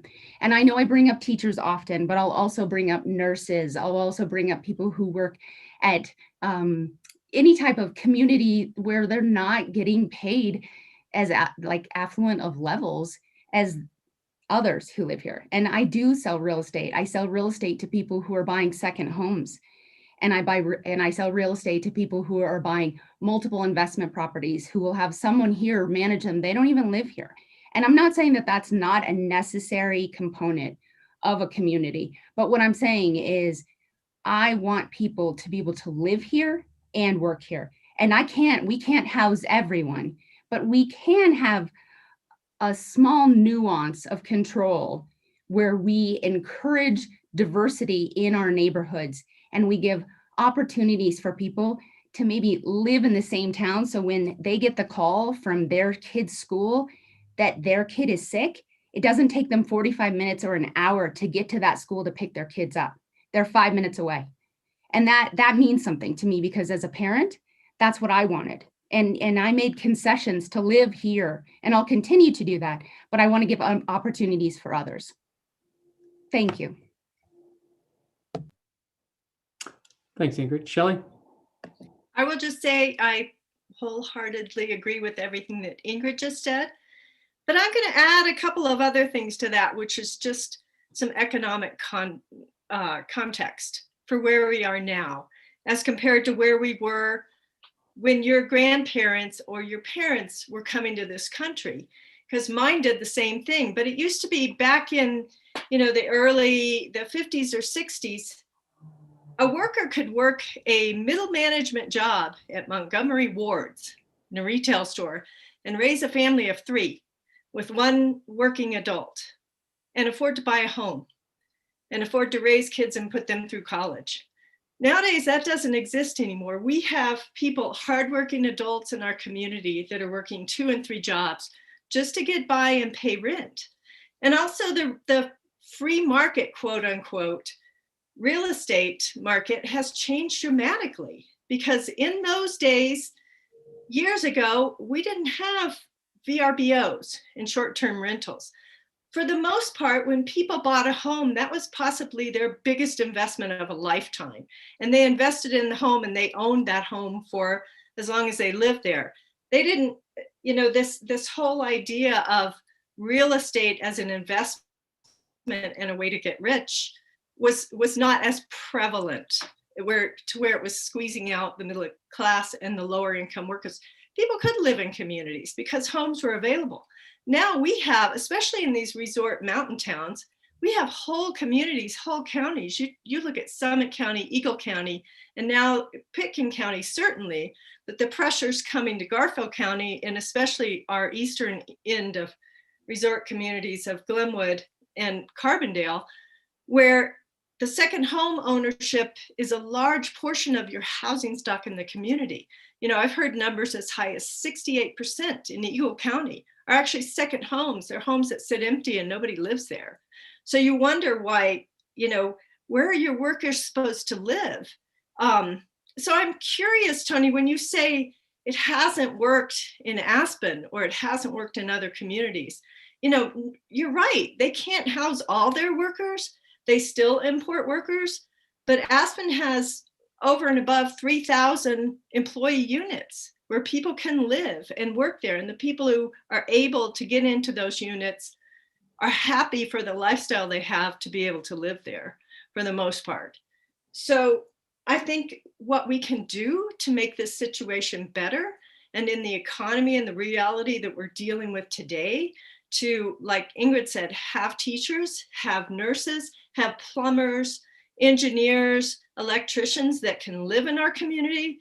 Maybe they can't all live here, but I think for us as leaders for our community to make our community a better place and actually have a cohesive community where people can live and work and raise their families. This is 10% of what we're asking of larger developments. I don't think that's asking too much for out of state capital investment that comes into our community to make money off of our infrastructure. I don't think that's asking too much. Thanks, Shelley. Charlie.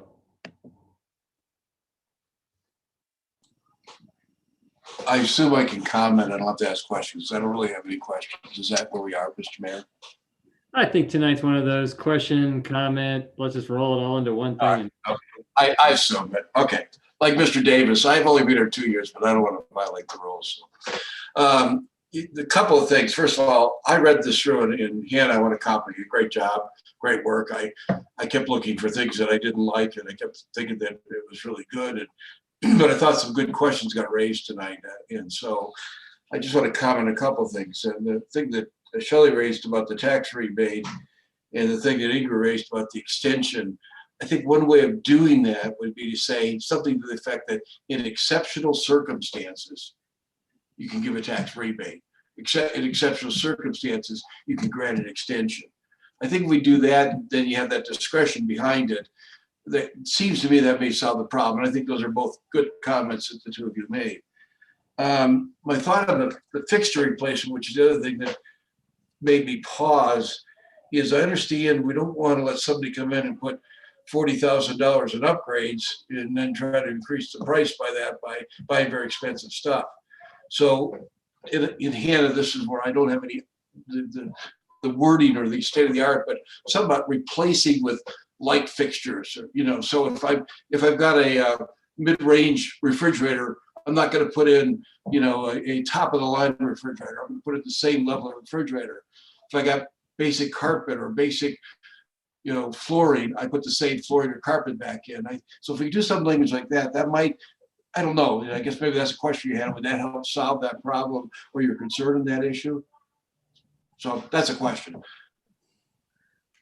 I think that's an interesting approach. My only concern there, and I'm just speaking from a staff perspective on implementation, is how that is kind of monitored. Whether it's our building inspector that's going in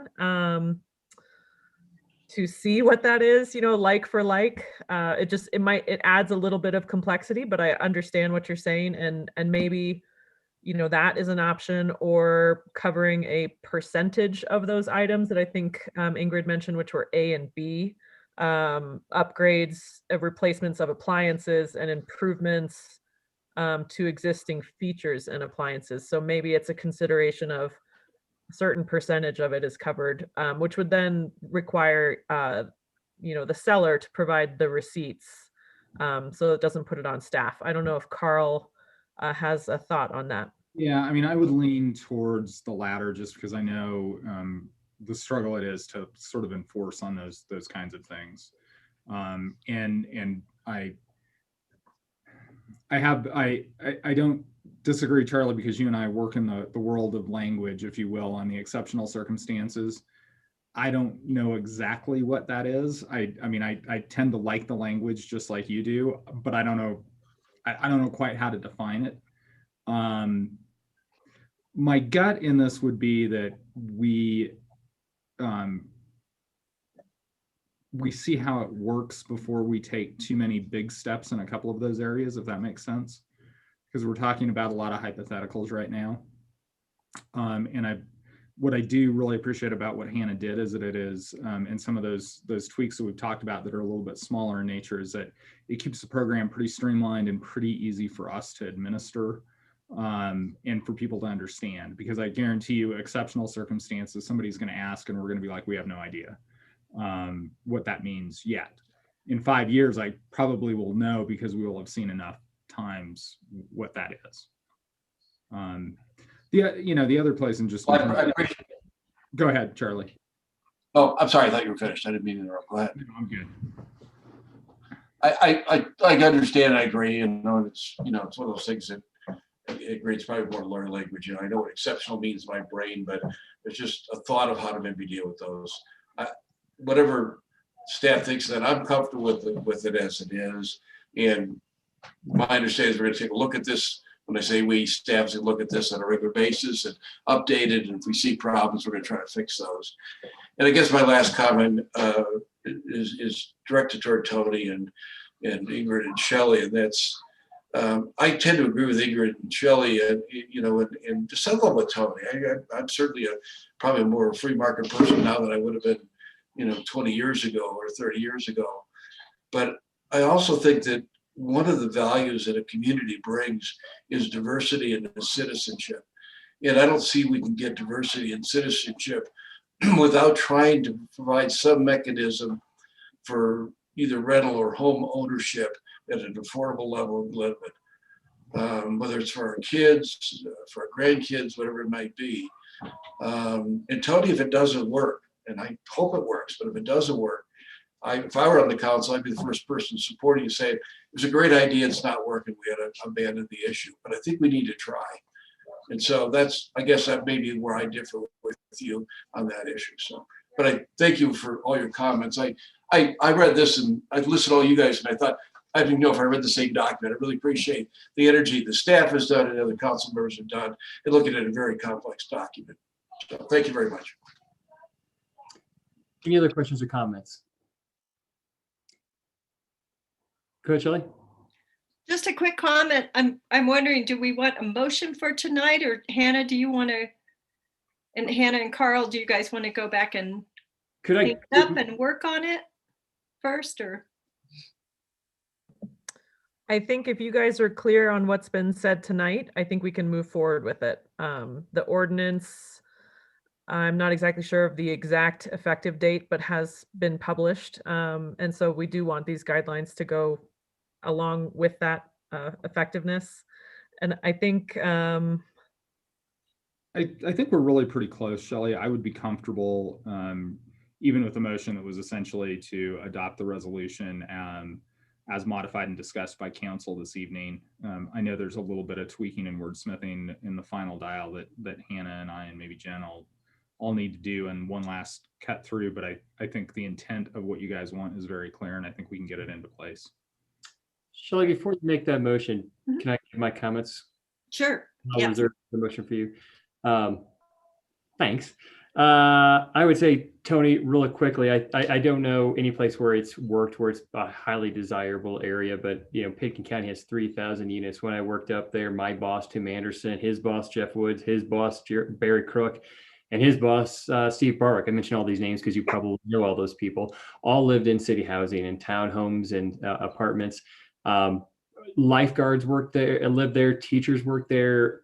All the workforce that I worked with. I was a very rare person who didn't live in workforce housing in the city of Aspen during my time there 15 years ago. So I don't know if that's working, but it sure is a whole heck of a lot better than not having any of it, I guess, in my opinion. To some of the specifics, I think the deed restrictions, I think, Paul, you brought that up, whether it goes, I don't agree with it going back to the developer. I think that if a future council, like a previous council did, revoke the program and all those windfalls went to the owner, and basically just 6 people won the lottery again, I think that windfall would go back to the city, and we would want to define that in the affordable housing program. Now, that's not saying anything about a future council rating that program and doing whatever they want with it, but I think if we put that in the intent, that I think that helps protect it a little bit. And I have quite a few friends that live in affordable housing in Ironbridge and Aspen, like I said, and I guess what their experience is they're able to recapture improvements on the exterior. So if they invest money to invest in a deck because they were built without any deck, so they're like, hey, if you want a deck, that's something we've skimped on, but you can do it and we'll let you recapture that. But anything interior and is totally on you. And I gotta say, I've known people now that have lived there since 2008, and they've made updates for sure. Some have made updates like within the first couple of years because they just didn't prefer carpet, or they have 2 huge labs that tore up the carpet, tore up the woodwork, and so they were required to do that. I know other people that live in affordable housing or workforce housing for 20 years that have the same refrigerator, and yeah, it's white, but it works, and it works just fine. And so I guess my predilection is most people, if it's a deed restriction, have some sort of pride of ownership. Most people, I'm sure there's going to be exceptions, and I'd hate to craft something based on the exceptions, but most people, if their carpet is just trash after 15 years, they're not going to sell the house if they're going to sell the house, they're going to sell the house, and then maybe it's up to the next person, and that's just part of the deal. And sorry, if it's horrible, maybe we throw 5,000 into the program to do like a basic ecos cleanup. But I think I feel more comfortable with trusting that people in this area are going to treat it with a little bit of pride, make modest updates, and keep things in a workmanlike manner, because it is a home ownership program. So I don't want to get wrapped up a whole lot on recapturing or making things unaffordable. When it comes to retirement, I guess I'm against allowing people who are retired to live in these units. This is, in my estimation, a workforce housing community diversity program. I don't know if I love Charlie, but I don't know if we want 70-year-old retired attorneys clogging up the housing stock. I don't know that we want people who, Matt Langhorst, right? Like maybe this is something he works through and he lives in, but at some point, I don't want an 84 or 5-year-old Phil Overrinder living in housing because these things are going to be valuable. Jonathan, Phil Overrinder got to keep his house, remember? I do remember, and I remember is a huge controversy because at that time he was like, if you just stay with us for 3 more years for the city, you can keep your housing forever. How many families have not been able to take advantage of affordable housing because of that? So that's my point. Exactly. And then the last thing I would say is, nope, that is the last thing I'd say. So those are my comments. And I think they're a little more restrictive, but I would say, if people want to move out for a year because they're going to take a sabbatical or they are going to get transferred somewhere, I think a year is enough time away, maybe 18 months to give them a little bit of slack. I think 2 years is too much. I think that 2 years is fine for retirement. Once you retire and you're no longer actively working, 30 hours or whatever, you have 2 years to take the money that you would have spent on housing that you've probably invested in your 401k or other market devices for investment. And you can either now downsize a unit in the community that you want to live in, or maybe you have to, move to Newcastle or another community. So those would be my suggestions and my things about it. So I don't know if those could be captured or if people disagree with that. Go ahead, Paula, your hand is up. I think there is some language in there, if I recall right, that if you're going to retire, there's an opportunity to move into smaller housing so that the larger housing is open to families and stuff like that. So I think we're trying to address that. And I think, as Carl said earlier, some of this stuff we can kind of work through as time allows, and I'm sure we'll make adjustments. I understand what you're saying on people taking care of their homes. We take good care of our home, but my refrigerator is probably 30 years old because it's still working, and that's how I go. So I'm just concerned when those comments were made earlier that people have an opportunity to update when they feel they need to update and not feel that it's going to be a loss to them. And there is investments we make in our home that we're never going to make back. So I understand that as well. I have had friends win the lottery, just as I'm sure most of us have had friends win the lottery throughout this valley, and it's made a difference to them. It's, 2 teachers that I know are in the are in the Basalt Vista houses just recently, and they and their 2 kids, 2 little 4 and 2-year-old, feel like they're in a good place to teach in Aspen and to work, down valley. They've won the lottery. Yes, it's a good thing. We've been discovered. I remember when living in Glenwood, I was considered quote unquote down valley trash, but wealth has seeped down valley. People from California and New York, as we heard earlier today, have moved to this area, and they're moving from areas that have super high priced housing, and they're coming to our area, and they feel it's easy to buy into housing here. And we just need to make those opportunities for people who have lived here for a long time, who have families here. As Shelley said earlier, or Ingrid, I want my kids here. My kids can't come here. They can't afford it. And they're middle class, maybe, good income families that they look at this area and they go, I'm not coming back, Mom. Sorry, I get it. And this isn't about me personally. This is about all of us who want an opportunity for a good, diversified population here. And as I have said a number of times, it's very important that we have a young to middle age population here to carry us forward. We can't all retire here. And we can't wait for just wealthy people to come in and buy a second home. Somebody needs to run these towns that we live in. And I'm hoping they run Glenwood for a long time. And I want these opportunities for these people.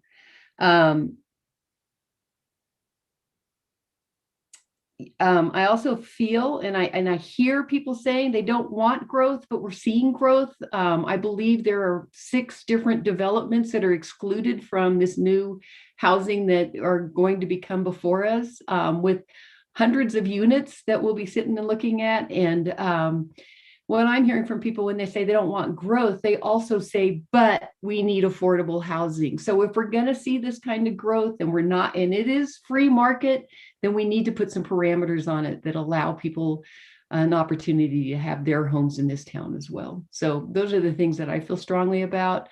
So I am going to approve this, but I do like the fact that we look at what happens if we decide to reverse this decision again, and how is that funding compensated back to the city. I'm fine with that, Jonathan. I just feel like, as I said with Carl earlier, we need to do something so it's not a double windfall. Agreed. Okay, let's see. I think Ingrid had her hand up. Go ahead, Ingrid. And then And honestly, I'm just ready to make a motion. So I was going to make a motion of approval in resolution 2021-06, community housing guidelines. And obviously with some direction from staff and from Carl to clean up whatever the direction we've given them at this point. I'll second the motion. it's been moved by Ingrid, seconded by Shelley. Further conversation, or I'm looking at Hannah's bewildered face going, wait a second, what kind of latitude do you want me to give here? Is that what you're about to ask, Hannah? My bewildered second dose vaccine face. Yes. The last item on retirees, I think I would just like a little bit of clarification if that's going to move forward. The language that we do have currently allows for you to be already retired, obviously, and have worked in the area for 4 continuous years, but you can be retired and apply for one of these community housing units. And then there's additional language that Paula had mentioned accurately, that we included to allow, we may authorize retirees. So you say you got one of these community housing units while you were in the workforce and you retired. The language there is you can stay in that home, but the city can authorize, if another smaller unit comes available, for retirees to downsize. And so that's a big question of when something like that will come available, because that speaks to the stock that this program develops. So I think I would like a little clarification on where council sits on the retiree aspect. Do you want already retired people to be able to apply for these units? Or do you just want to keep the language that allows for someone who retired while in a unit to stay there or downsize? I have. This feels like we could get those 2 topics, we could get into like a 15 or 20-minute conversation about the values. Could I suggest that Ingrid's motion be, I guess, Ingrid, if you're okay, just clarifying with it, kind of adopting it as is, and maybe it comes back, because we're not under a gun right now, because there's no retirees. Like if it can come back to us, maybe this summer, maybe this fall, so we can kind of hammer out these 2 fine points. It's getting late. Sure.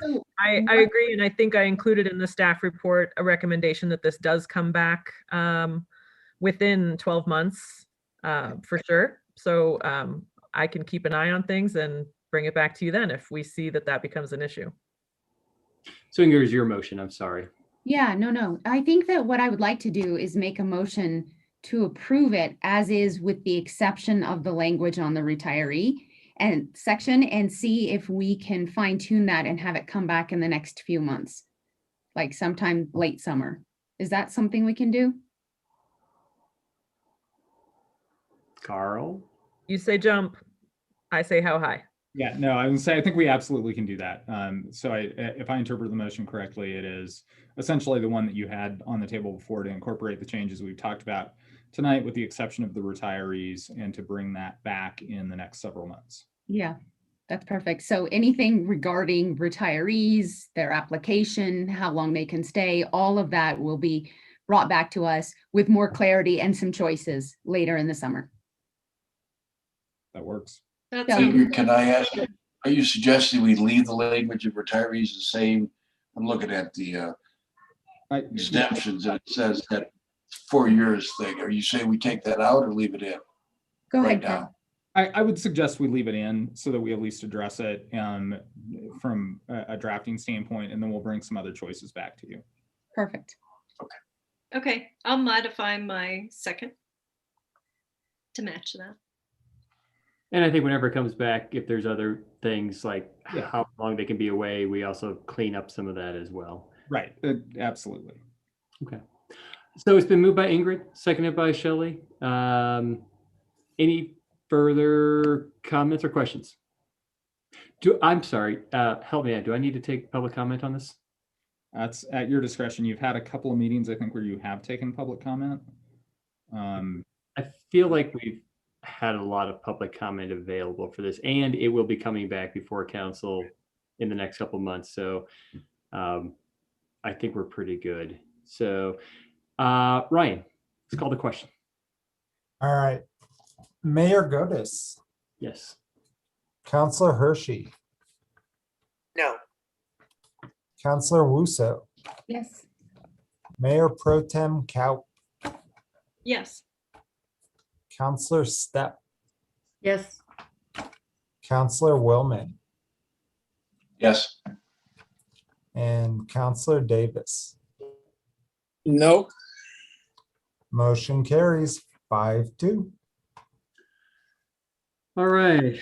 Let's see. Where are we at here?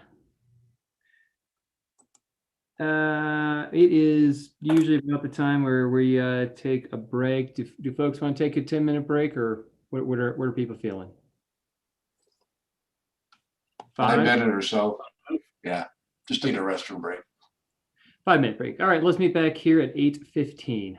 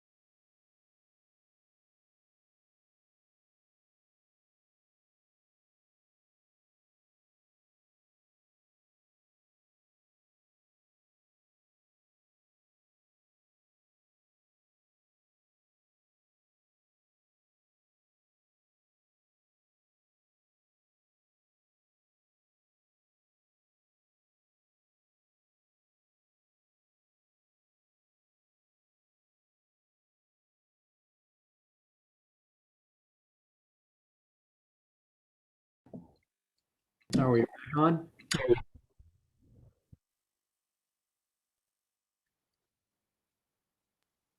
Okay.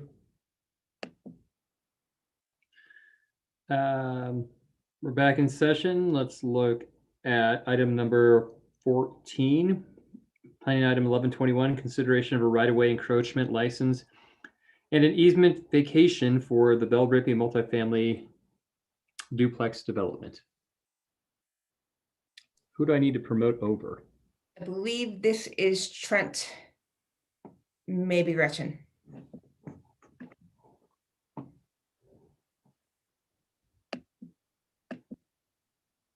Okay.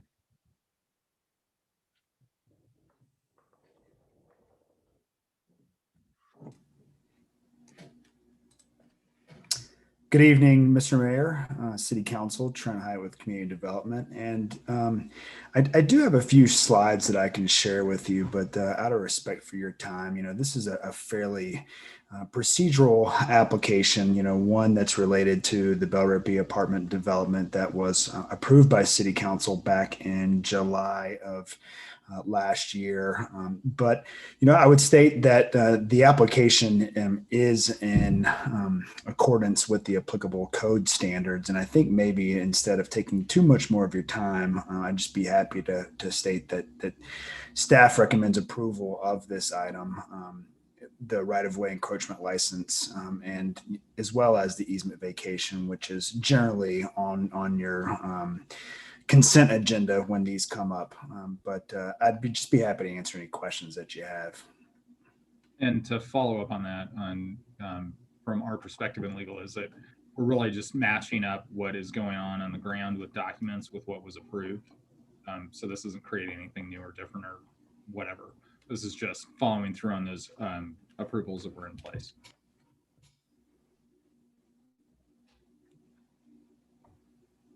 Any questions? All right, seeing none, I will open it for public comment. Anybody from the public like to comment on this very esoteric thing? Seeing none, I will bring it back for further comment or a motion. Mr. Mayor, I would make a motion to approve planning item 1121, consideration of the right-of-way encroachment license and an easement vacation, which sounds like fun actually, for the Bell Rippey multifamily duplex development. I know it's not at that kind of vacation. Thank you. And I'll second. Thank you, Ms. Russo. All right, it's moved by Tony, seconded by Councilor Wusso. Is there any further comment? All right, Ryan, let's call the question. Sounds good. Counselor Willman. Yes. Counselor Stepp. Yes. Counselor Davis. Yes. Mayor Godis. Yes. Counselor Hershey. Yes, sir. Mayor Pro Tem Kaup. Yes. And Counselor Russo. Yes. That is unanimous. All right. Thank you for your time. Trent, thank you for coming back early from vacation. All right. Saw Trent on the slopes the other day. Trent, thank you for coming back for vacation for the vacation. All right, next item. Item number 15, ordinance 2, series 2021. Changes to title 020, 050, and 060 building/fire appeals. Feels like a Carl thing, a Jen thing. I think it's a Jen thing. Mayor, members of council, I'm here before you tonight to present ordinance number 2, series 2021. This really is relating to the Building Board of Appeals, which the duties are in 020, in title 020 in the code. The Building Board of Appeals is not met for a number of years. Staff can't put their finger on exactly the last date that they met. They last met, I think, in service to updates to the building codes themselves and not to hear an appeal. So it is very difficult to recruit for a board that doesn't meet and has not met in many, many years. The Building Board of Appeals hears appeals of decisions of the building official and also the fire marshal. And so what we're recommending is changes to the code that would allow for the planning commission to sit as the building board of appeals. It changes titles 020, which directly addresses the building board of appeals, 050, which is an area that talks about license suspension and the ability of the building official to address license suspension, and then 060, which is the building codes themselves. So with that, I'm open to any questions that you may have.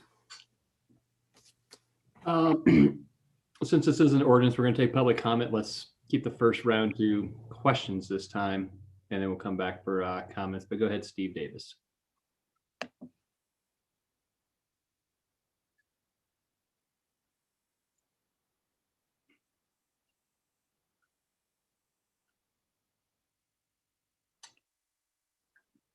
Steve, you're muted. You've been muted the whole time. Sorry, forgot to push the button. What did I just say then if I was? I am the council liaison to this board. I've sat there because I was a contractor myself. One thing I thought that we had a structural engineer, which was Bob Patillo. On the construction side of that board, we had Jason Newman and maybe an architect. Jen, can you clear up who sits on that board currently? I know that some of the folks have not re-upped or would be term limited at this point. And so I would have to look again, because this board doesn't meet. I don't have it memorized, but it looks like Rick Mayer, I actually am not certain I'm pronouncing that right, is the contractor, and Tom Scott is the engineer seat. But that those are the only seats currently. So the vacant seats are a former firefighter, a licensed fire alarm installer or fire code inspector. And I think that there are 5 seats on this board. So there must be another one that's vacant as well. Thank you. I was just going to say that that Bob Batillo was very helpful when we did the last update to the code. So he actually sat and read everything and sent some changes. So even though the board didn't meet, he provided some commentary. All right, Shelley, Paula, then Ingrid. Go ahead, Shelley. Okay, Jen, thanks. And thanks for bringing us to us. I can certainly appreciate that if this happens so rarely that the board hasn't met, that we might want to do some changes here. But I have a question for you as far as expertise, because it looks like that board had very specific members on it, like an engineer, like a contractor, and it looks like a building inspector was on there and also a fire inspector. So how will we meet that with the Planning and Zoning Board? So I'm looking for in the code changes, there is some additional language that allows for if the Planning and Zoning Commission were to hear an appeal, that we could hire a third party to provide some expertise, but I am looking for that specific section. So if you'll just give me a second. Okay, that's fine. I didn't see that in there. So that was one of my questions for you, was how do we get that expertise? Because, you know, these are, I think for the most part, probably pretty technical issues that are being appealed. They oftentimes can be. And, you know, there's a couple of things that we can do. One is hiring an outside expert. The other one is to utilize the services, the code services themselves, provide some interpretive guidance that we can rely on. And I've used that in other jurisdictions in similar circumstances to provide information to the decision-making body. Okay. So it's one of those things where in a perfect world, well, and we kind of have close to the perfect world because we're not having a lot of appeals, which means I think that we are fairly well in tune between what's going on in the building community and our building inspectors and our interpretation of the codes that they're implementing. And I think it speaks to the professionalism of both sides of that equation. Right. The difficulty in actually pulling together a group of people is to hear an actual appeal versus having a discussion over, say, code updates when the new I-codes come out and we're going through that process, which I think we'll probably want to pull together a group like this, which I find one of the most valuable places to have them. Providing input is just really tough. It's why we had to collapse the Board of Adjustments into the Planning Commission as well, is because we just heard so few matters, but you need to have an outlet so that they can, they have a venue to have that discussion. And recognizing, as with anything, the next level on this one is moving up to the courts. Okay. Okay. So my other question was on timelines, because I noticed kind of consistently through the changes, you dropped the length of time that the person has to decide to make an appeal from 20 days to 10. So I wasn't sure why that was done. I think that it is in line with what is in the code today, actually. I think there is, I think it's just one place where it says 20 maybe, and the other places it says 10. Certainly if you'd rather it be 20 days, I think sometimes the issues that are at where this could come into effect, they're issues of timeliness and in terms of the construction, but it does give the building official some latitude to address things that are critical life safety. But I mean, if you would rather that be 20 days, but I do think that it says 10 days other places in the code. Okay, it was just an appeal, allowing that person enough time to get an appeal together was my concern on that. We use 14 days, I believe, on land use appeals. Okay, so maybe we could split it and go with the 14 or something rather than 10. Just seemed kind of short. But and then my other question was, it changed almost consistently. There was always 10 or 2 weeks to get the board together to meet on the appeal in question. And now it says we'll get it on the next P&Z meeting when there's a slot available, which to me, it seems like that could be anything. That could be 2 to 6 months, depending on how backed up P&Z is. So I just don't know. And I think in that case, if someone's job is put on hold and they need to appeal a decision, it seems like we need to get them in there quickly because time is money. And, if their job is stopped because of a decision that they want to appeal, is there some way we can get that wording back in that it happens, within a certain timeline? I'm not, so that was my other comment was, do we have to just leave it open for the next slot on P&Z? Because I think where we've had appeals of planning decisions that we have made an effort to be very timely, unless the group making that appeal would rather, we have one that's active, and we probably could have gotten it on the March P&Z. They preferred that we hear it in April, so we do try to be timely in getting those scheduled. And if we really needed to, I'm sure that we could pull together a special meeting of the P&Z. It would be much easier to do that than it would be without having a filled building board of appeals, fill that building board of appeals and then hear the matter. Okay. And it may be that we just change it to the next regularly scheduled planning commission meeting and leave it at that. I think that I might prefer that. So I think that's all I had. Thanks. Thanks, Jen. Thanks, Shelley. Paul and then Ingrid.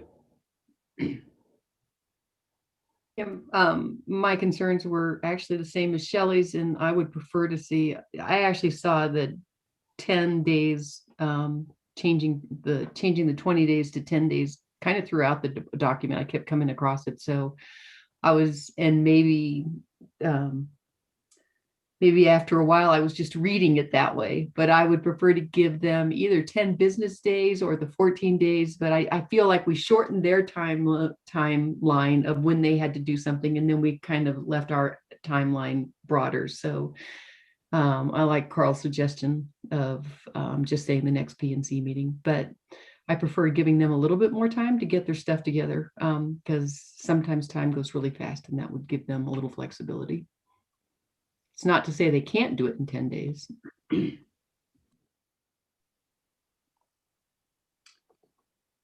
Okay, Ingrid? I'm curious if anyone has connected with Chairman Dame and asked him if there's any concerns or he anticipates any issues with taking on this additional responsibility, only because it is unexpected and historically not how we've done it. I think I intended to talk to Marco and that I have not yet. But again, I think we haven't heard, I mean, and it, you know, we haven't heard anything in the last 5 years.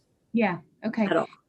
And then would it be appropriate to add some language and I don't even know where it would be applied, but that in choosing applicants, when there's multiple applicants for planning and zoning, that we choose them that have a skill set that more aligns with these responsibilities or these careers that have been used on the appeals. So maybe like right now we do have Commissioner Sipperly as an architect, and Ben West is a contractor, and I think Pete Waller is a contractor, you know, so we're already kind of gravitating towards that. I'm curious if it would be appropriate for us to just add some language that said that in picking commissioners, we would preference towards those that have these skill sets. It's kind of, that wasn't even a question. I'll be honest. That was just a tossing out an idea. I think that we probably could. I'm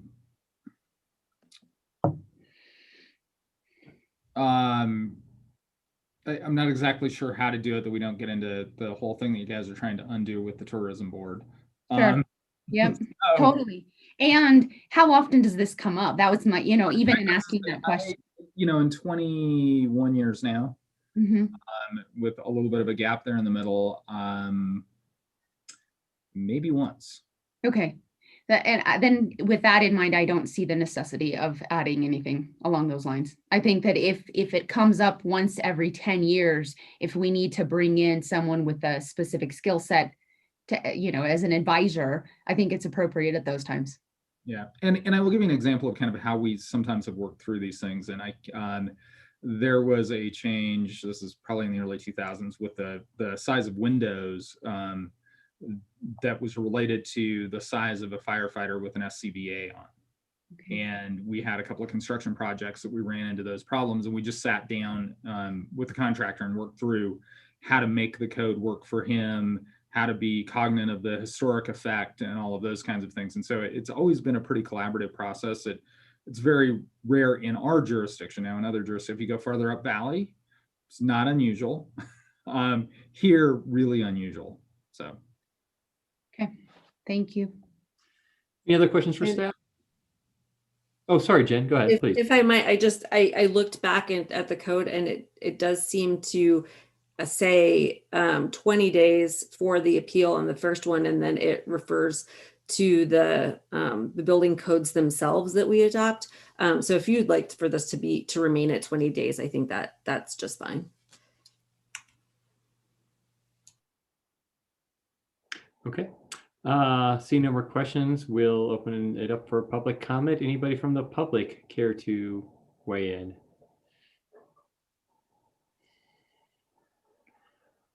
All right, seeing none, I'll bring it back to council for a motion. Councilor Davis. You're muted. I don't have a motion, I have comments. My comment is, I don't think this is broken. I don't know why we're talking about it. It hadn't come up in 10 years. I think that when you do have an issue, you need to have the technical expertise to settle the issue. As a contractor, you put yourself in a very tough position to draw a line in the sand with your building department if you plan on continuing to work with the building department, which is why I think most of these things are just worked through at a staff level. It makes absolutely no sense to me to put it into a board that may or may not have members that have any technical expertise at all. You might as well put it in the FAB board. Those guys at least have built something, maybe not as contractors, but as owners. I think as a contractor, if I have an issue between me and the building department, I want that issue settled with a structural engineer, another contractor in my peer group, and an architect at least. And so we know expertise in the field.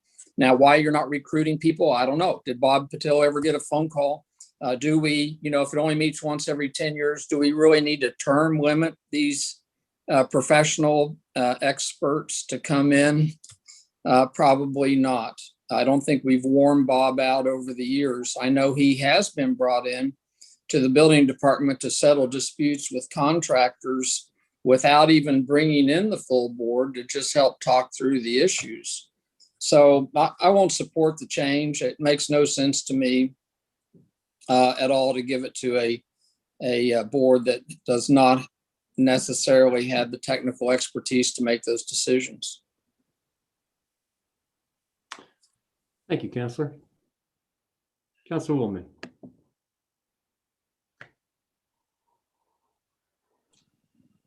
Steve, I appreciate what you said. I think the expertise is important. It does provide in the proposed section 060090020, section 1083, that they bring in people with qualifications to assist them in the process. And I think that to the level it is necessary, I think that's available. I'm just going to, I hate to give war stories, but I'll give you a war story. As a private attorney, I sued a local government, I won't mention which one, because they made a decision by somebody that was not an appointed board under the code, or the board wasn't there to do it. And I was successful in that appeal. And that caused consternation over a year and a half and lots of money in both sides in legal fees to get to that, because we had to be in front of the district court. So if we don't have a functional board, then I think putting the planning and zoning and providing them the expertise when it's needed is a reasonable resolution. And Steve, to answer your question, I don't know. Can we get people on the board? And I tend to agree that there are a couple of boards, maybe this is one of those, that we would pull it out of the term limit issue if we're going to keep it. That would make sense, because it's hard enough to find these people. This is you're really calling on people to provide what they're paid for a living, to provide their expertise, and that's the difficult part.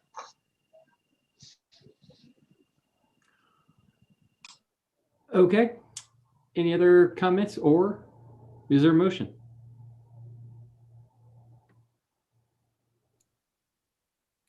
Mr. Mayor, I would make that motion to change the title, and I appreciate what Steve and Charlie just said. I also feel, anytime we have an opportunity maybe to make things a little more streamlined and make government smaller, but I share Mr. Davis's concerns on the expertise.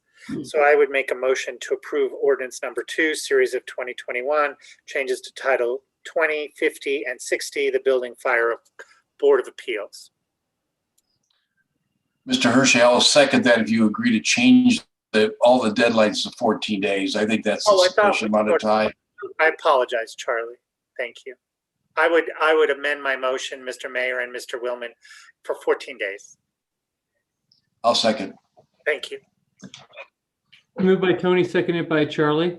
Further comments? Councilor Kopp.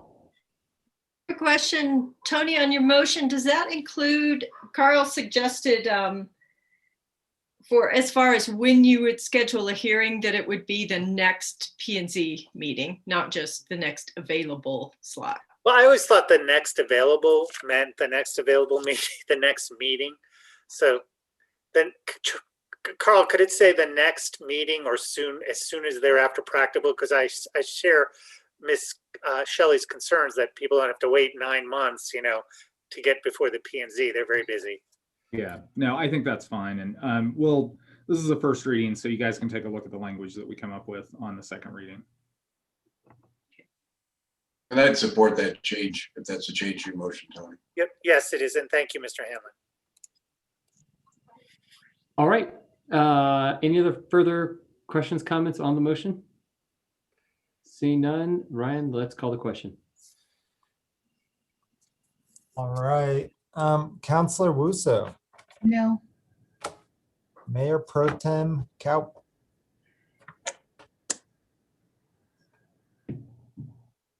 Yes. Counselor Davis, No. Counselor Stepp, No. Mayor Godis, Yes. Counselor Willman,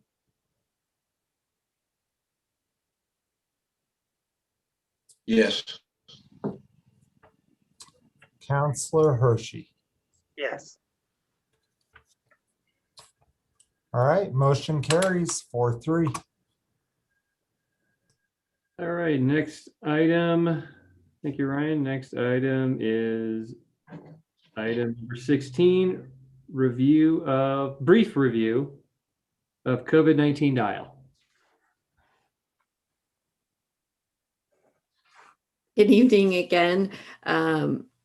I had a slide, but in the interest of time, I will just briefly say that there have been some changes to the dial 3.0.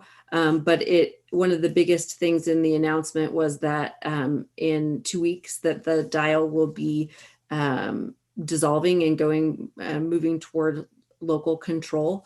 And the mask order, the state mask order, is set to expire on the 3rd.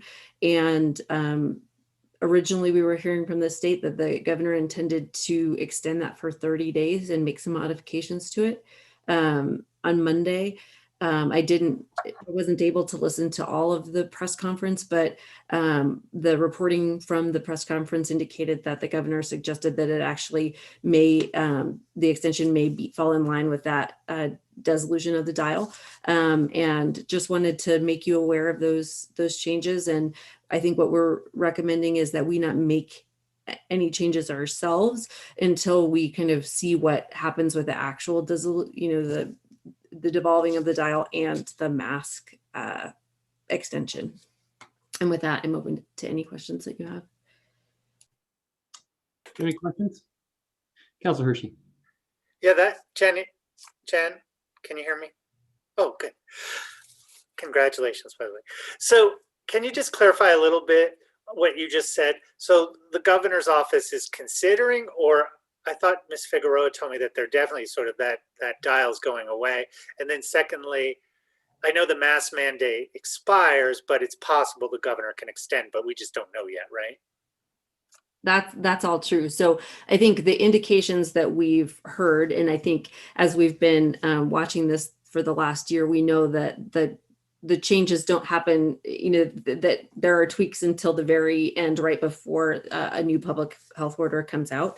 But yes, I think what we're hearing is that the current dial will stay in place until the 15th or the 16th. And at that point, it would go to guidance and fall more into the local control, and that the current mask order does expire on the 3rd. And that the governor has given an indication that there will be an extension either of 2 weeks or 30 days. Well, Mr. Mayor, I don't know how the rest of council feels, but I'm sort of thinking the reason you said brief at the beginning is because we just don't know what's going to happen. And maybe this is a conversation we wait 2 weeks on to see what the governor does, to see where we are in 2 weeks. A lot of change. I know a lot of members of this council have been vaccinated. I've been vaccinated twice. Things are changing, but then the numbers are back up and they're back down. You can't predict. So I would ask that we maybe put this off, but I'll defer to the rest of council. Thank you. Thanks, Tony. I think I would be supportive. I think we're going to have a lot more information in 2 weeks, which happens to be April 15th when our next meeting. So I guess I would be supportive of your suggestion, Councilor Hershey, of putting it on the next agenda when we have a little bit more information and potentially getting a representative from Garfield County Public Health to, opine a little bit more on what this all means. Not that you didn't do great, Jennifer. All right, Charlie, go ahead. Yeah, I think I talked to Jen last Thursday. Mr. Mayor, you're out of town. I suggested at that point it looked like they were going to lift the mask mandate on the 3rd, and I thought we ought to at least have it on here for that purpose. So I probably move this toward the agenda, but I agree. I think waiting 2 weeks makes sense. Can we just get some general head nod consensus to kick this to the next agenda? It was on this agenda only as a review of the COVID-19 dial. I think we've done that appropriately. So yeah, let's talk about it in 2 weeks. All right, next up, item number 17, discussion of membership in advocacy organizations and nonprofits. Do you want me to just start it off? That would be awesome. Okay. It is at the last meeting, it was brought up that you guys might want to review the AG&C, our membership. I would prefer, because I know that one was kind of the hot button issue, if you guys just look at that one, since even though we haven't paid out all the rest of ones, it's very hard for staff if we get into a position where we don't know what to pay or not to pay every year, that we have to ask, and that we look at the other ones through the budget process, which will be starting up in like 2 months. I think that's fair. Paula, did you want to have there we go. Paula, your hand is up, oddly enough. You're muted, Paula.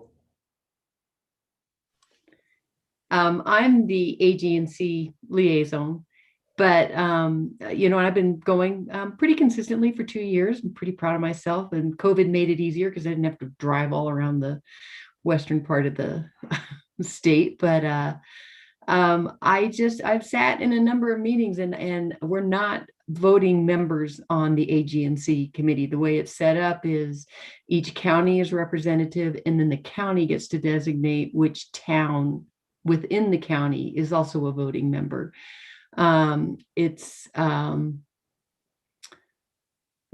fairly partisan group, and I kind of took it as this is great. It's a great opportunity for us to hear concerns that we don't traditionally hear in Glenwood Springs. I think we just have a different agenda than they do, but I guess it's just really difficult for me to know that we're supporting a group that we have no voice in, other than a comment on issues that might come up. And it would be great to be in a group that you are more participatory. I'm also the liaison for Club 20. I'm on policy committees there. I just feel like there's more engagement and more opportunities. So it's just weighing out, is this the place for us to be spending, $3,700? It's, to me, $3,700 is $3,700. I don't want to make this decision on the partisan side of it, is this, are there issues so different than our beliefs, than my beliefs, not our beliefs, because everybody believes something different in this council. But I really do have to say what is important to us. I mean, we've worked on renewable energy, we've done broadband. I mean, a lot of the issues that we've kind of delved into, at least since I've been on council and prior to that, have been priorities for us and have made a difference in grants that we receive and funding we receive. And so I think that's another thing that we have to kind of weigh is what are, not on a partisan side, but what are our policies that we as a town council feel strongly about. So I have to tell you, I've been going back and forth on this because I have also had some great meetings there where they've done stuff on, what communities have done for economic development and been able to engage in the, and hear those stories, and it makes a difference. And I bring it back. And I know Matt Nunes has been there. it's just a discussion, and maybe this was more of a discussion last year when we were in a COVID crisis, but why are we in this group? And do we need to move forward with this particular group as a non-voting member, but a paying member? Kind of feel like when you pay, you get to vote.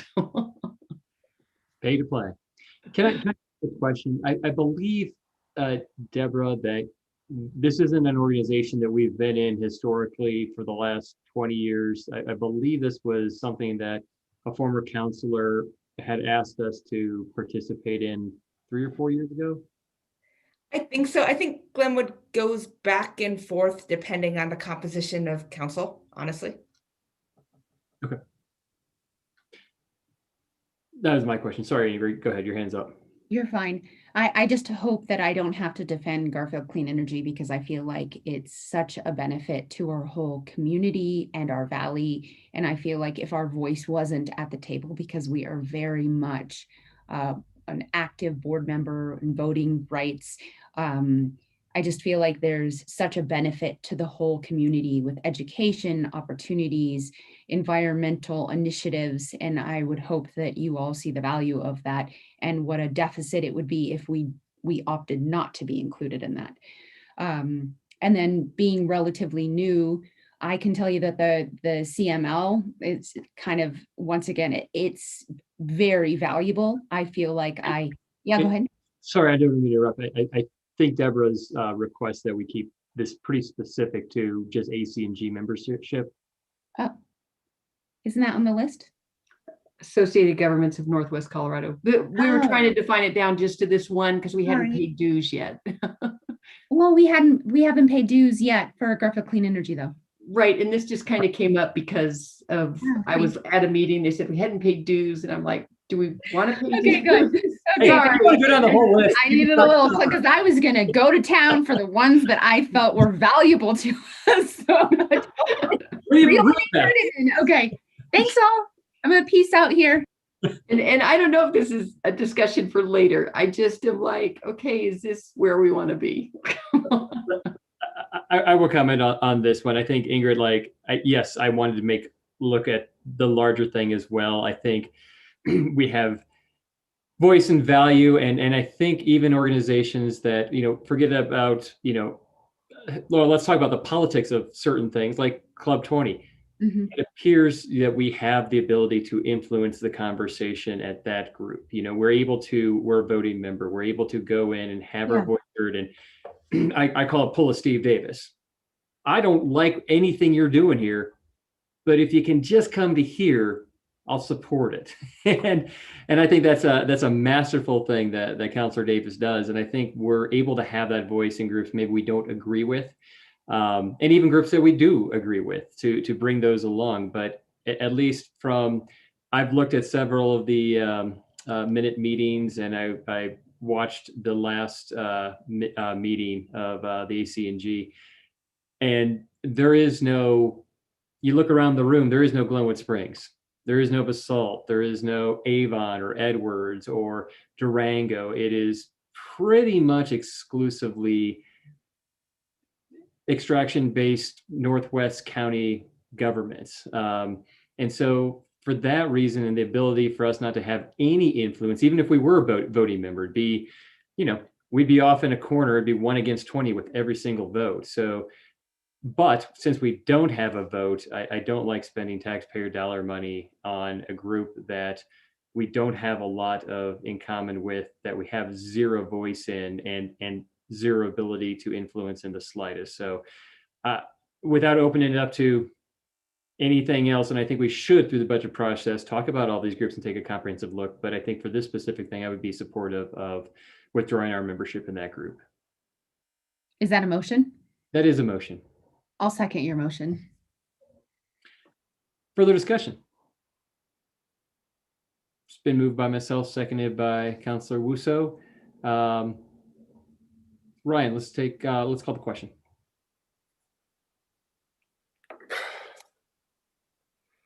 Sounds good. Counselor Hershey, No. Counselor Whitman, Yes. Counselor Stepp,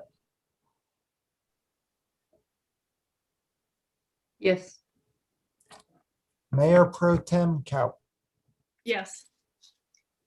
Counselor Russo, Yes. Mayor Godis, Yes. and Counselor Davis. Yes. All right, motion carries 6-1. All right. Thank you, Ryan. Next item is Senate Bill 62. And I think, could you pull over Chief Darris? Absolutely. Thank you.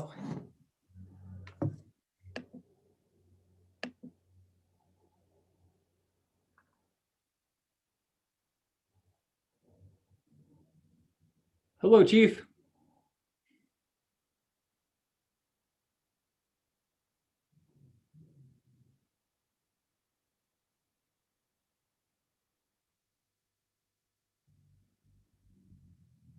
Hello, Chief. Let's try again. How about now? Yes, sir. Okay, I'll try again. Thank you. Good evening, everybody. I'm going to discuss with you Senate Bill 62 briefly. And essentially, the Colorado Association of Chiefs of Police has come out with a position regarding this bill. And in the way of recent background, at least for Glenwood Springs, you'll most likely recall we had a couple incidents downtown the last couple of months where there was some consternation about the way an arrest and process was handled. And I don't know that it was criticism of the arrest and the police department essentially, but more of a misunderstanding about COVID-19 and booking protocols that have been in place temporarily as a result of the COVID pandemic. Well, all those community concerns, which caused the city to host a virtual meeting to kind of explain where things are at, what the current law is, the booking protocols, which was facilitated between myself, the sheriff, and the district attorney, and Deborah Figueroa, our city manager, to explain to folks why these processes are there and how things work. So all of those concerns that our community had are expressly highlighted in this legislation, coincidentally.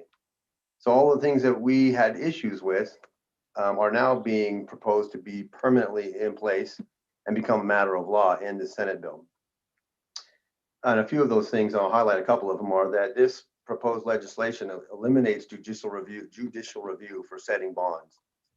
Typically, we arrest somebody, we take them either to the jail and they're presented to a magistrate who reviews the case in an affidavit and determines what the appropriate level of bail should be for that individual based on a number of factors. This bill also calls for arrestees being released immediately. And there's some classifications on that, and I'll get to that in just a moment. There are also limits, judicial limits on when a judge can issue a failure to appear warrant. So if a defendant does not show up in court, the judge is very limited on when he can issue an arrest warrant for that individual, which then of course taxes the court, the judicial system, the courts, the police officer, and then sometimes the victims or witnesses in those cases. This bill calls for no incarceration for some felony and all misdemeanor offenses. So in other words, if somebody's arrested on a misdemeanor, would be required to issue them a citation essentially, which is exactly what happened in the event downtown on two separate occasions, which created all of the unrest about how that was handled. In addition, crimes such as auto theft, burglary of a business or a residence, felons or prohibited persons in possession of certain weapons, arson, and all misdemeanors such as batteries have to be released on a citation or summons. And just as a matter of reference for your edification, violent crime in Colorado rose 6.5% last year. Property crime rose 10.5% last year. Auto theft rose 38%. Assaults were at 17%. Robberies were at 6%. Violent crimes with firearms involved were 26%. And burglaries were at 12%. So it just seems counterintuitive to me for us to be trying to get behind something like this when you have crime stats such as this, and then the impacts that I've already highlighted, which we've seen here in our community very recently. So with that information, I would just bring this before you to ask you that you consider some of the language here that you have in your packet, some of the things I've shared with you, the position of the Colorado Association of Chiefs of Police in not supporting this bill. But again, that's a political decision, and that's certainly above my pay grade, but I think it's important that as a chief in the 9th Judicial District, I have a responsibility to kind of share with you why we feel the way that we do. So with that, I'm very happy to answer some of your questions or bring some more information to you if you need that. Yeah, I think this is an interesting conversation. Thank you, Chief. I think although we only have 4 attendees, I would like to at least open it up to public comment. So let's do the whole question and then comment period after we check off that box. Go ahead, Charlie.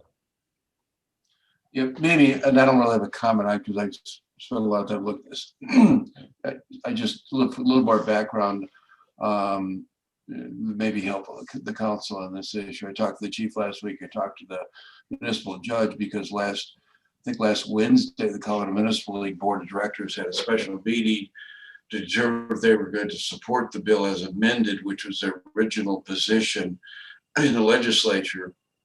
Because of the politics of lobbying in the legislature, they got the amendments they were seeking. So they were supporting it, but they were saying they were formally opposed to the bill, I think is what they decided to do. And that was just because Colorado Municipal League believed that if they changed their position and said, well, if you give us these changes, and then they went back, it would be more difficult than this and other bills to negotiate. That's the legislative lobbying process. But in the course of that, it became pretty clear to me that this bill was not something that I thought we as a municipality should be supporting.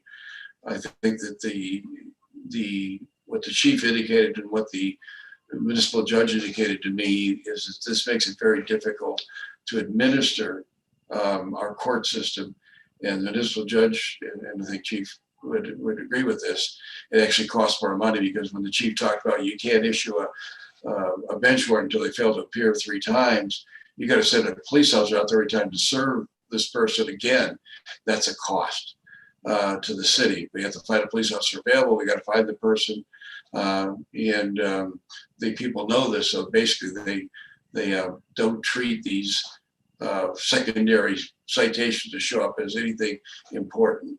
And I think it really does. As a lawyer, in my view, it interferes in the efficient administration of justice. This is being promoted by the ACLU. This came out of a number of cases. The theory behind it is that poor people end up in jail because they can't afford to bail out. But to me, that's something, particularly at a local level such as Glenwood, that our municipal judge could look at and say, this person simply isn't being bonded out because he or she can't afford it. I'm more likely to give them what's called a personal recognizance bond, which means they sign and say they'll show up. So I would highly support, this is a comment, but I highly support that we write a letter in opposition to this bill, vehemently oppose this bill. Thank you. Thank you, Charlie, for those questions. Any other questions? All right, seeing none, I'll open it up to comments from the public. Okay. Bring it back for comments and or motion. Councilor Hershey. I wanted to thank Mr. Willman for bringing this forward. You know, as some of you know, I have another job as a deputy district attorney, and I will just tell you practically, the CDAC, which represents the District Attorney's Council, has made a lot of changes to this bill, and this is where it is. I think, you know, Ms. Wiseau, you talked to Greg Greer, who's a former public defender. What Charlie says is correct. Where this is coming from is a lot of people feel that we incarcerate too many people, and if someone is poor and sits in jail, they're forced to plead guilty, at least on the state level. I would say on the municipal court level, that doesn't really happen, especially with COVID, very much. Looking at the bill, you know, certain arrests are still statutorily required, like domestic violence. But what the chief told you is correct. So if I have a class 4, it's class 4, 5, 6 felonies, like a felony eluding chief, and I'm arrested, I can't be arrested. I'm issued a felony summons. And I think to some point it's a public safety risk. But, and I'll have another but, I will just tell everyone that given the current state of the legislature and Governor Polis, I think that at the very least, some version of this bill is going to pass. There have been some compromises and some changes. What Mr. Millen pulls up about these failures to appear is, I mean, I do advisements a lot, which is when someone gets arrested, like if Jonathan Godis punches his wife in the face tonight, he gets arrested for domestic violence, assault 3, he goes to jail tonight, he can't see a judge until 1:30, so he's advised. At those advisements, what a lot of the cases we see are these failures to appear, but it really hurts the administrative justice, and I think the chief would appreciate this and his manpower. You know, if you fail to appear for a DUI, my understanding of this bill, Chief Darris, and again, it's changed a little bit, is the judge has to issue a personal reconnaissance bond. I think it's $10,000, and you have 3 times to show up, which I will tell you guys, during COVID, there's nothing easier than appearing in court right now, whether it's municipal court or county court or district court, criminal court. All the judges allow people to appear by video and by phone, but people still fail to appear. And when they fail to appear, that just really slows down and hurts the administrative justice. But it's a different time. There's a lot of bills out there. There's a district attorney accountability act that's going through the state Senate right now, and I don't know if that will be voted on. It got out of committee. I mean, our next topic is this discussion of how to handle signatures on letters and support. And I don't know whether our voice would be added. I certainly respect what CML and the chief says. I think it is going to cost more, but I can understand if someone with a more liberal bent would say, well, look, you know, we shouldn't have, you know, some states want to do away totally with cash bonds. But I just don't see how on certain cases you can address that issue and not have a public safety concern like Chief Darris said. And maybe Chief could just briefly address his public safety concerns before we decide how this, I mean, we don't know the final form of the bill, but his concerns about how this would directly affect public safety in the city of Glenwood Springs. Thank you. Yeah, I can be very brief with that. You know, just look at what we had downtown, those of you that are familiar with that event. What we're trying to do here with these arrests, and what arrests are typically designed to do, is to interrupt the cycle of violence or interrupt some type of crime pattern, so that there's some period of time where somebody's incarcerated and they can separate themselves from the victim. And really what's happened here is that these kinds of bills have really been designed to favor the defendant and not so much the victim or the witness in many of these crimes. They're heavily favored toward the defendant. And so as a result of that, we have people in our community recently anyway, who've been assaulted, physically assaulted, and the person has been able to return back to the scene or reinsert themselves with that victim or witness within just a matter of hours. And then we had a second event where somebody was injured. Luckily, it wasn't life-threatening, but that certainly was that particular case. That's an isolated event. And I would hate to have that happen again, where somebody's more seriously wounded, you know, shot or stabbed or what have you. Or even in the case that Mr. Hershey cited, where there's a vehicle pursuit and a felony eluding. Those are incredibly dangerous for the motoring public and the police officers. And then just to turn around and have that person released on a citation is beside me. So I will agree with him also that I do believe the bill will pass no matter what this council chooses to do, because the politics, the way they're set up and being heavily favored with a supermajority being what it is, this might be more symbolic than anything. But I think it's my responsibility anyway to at least advise the council of why we have this position and some of the impacts that this might have. Thank you, Chief. Paula. Charlie, can you address what amendments were made?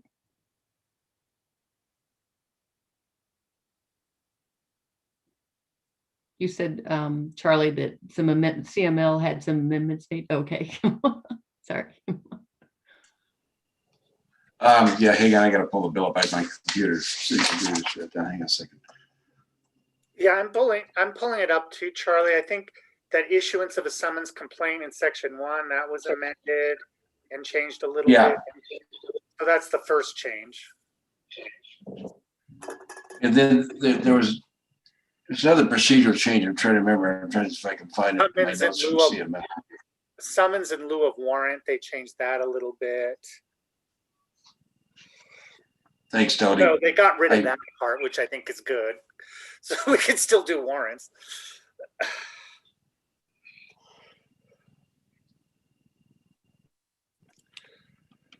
There's something in the custodial arrest section I thought got changed, but looking at this, I don't see that change in here. I'm looking at the original version has changed. There was the move, one of the biggest issues for the CML board members individually was, the fact that it exempts, as Tony mentioned, felonies, but they were unable to get that changed. They're still working on trying to say in felony cases they can arrest because they're much more serious than a misdemeanor. Although, as the chief pointed out, some of our misdemeanors are, from a victim standpoint, are fairly serious.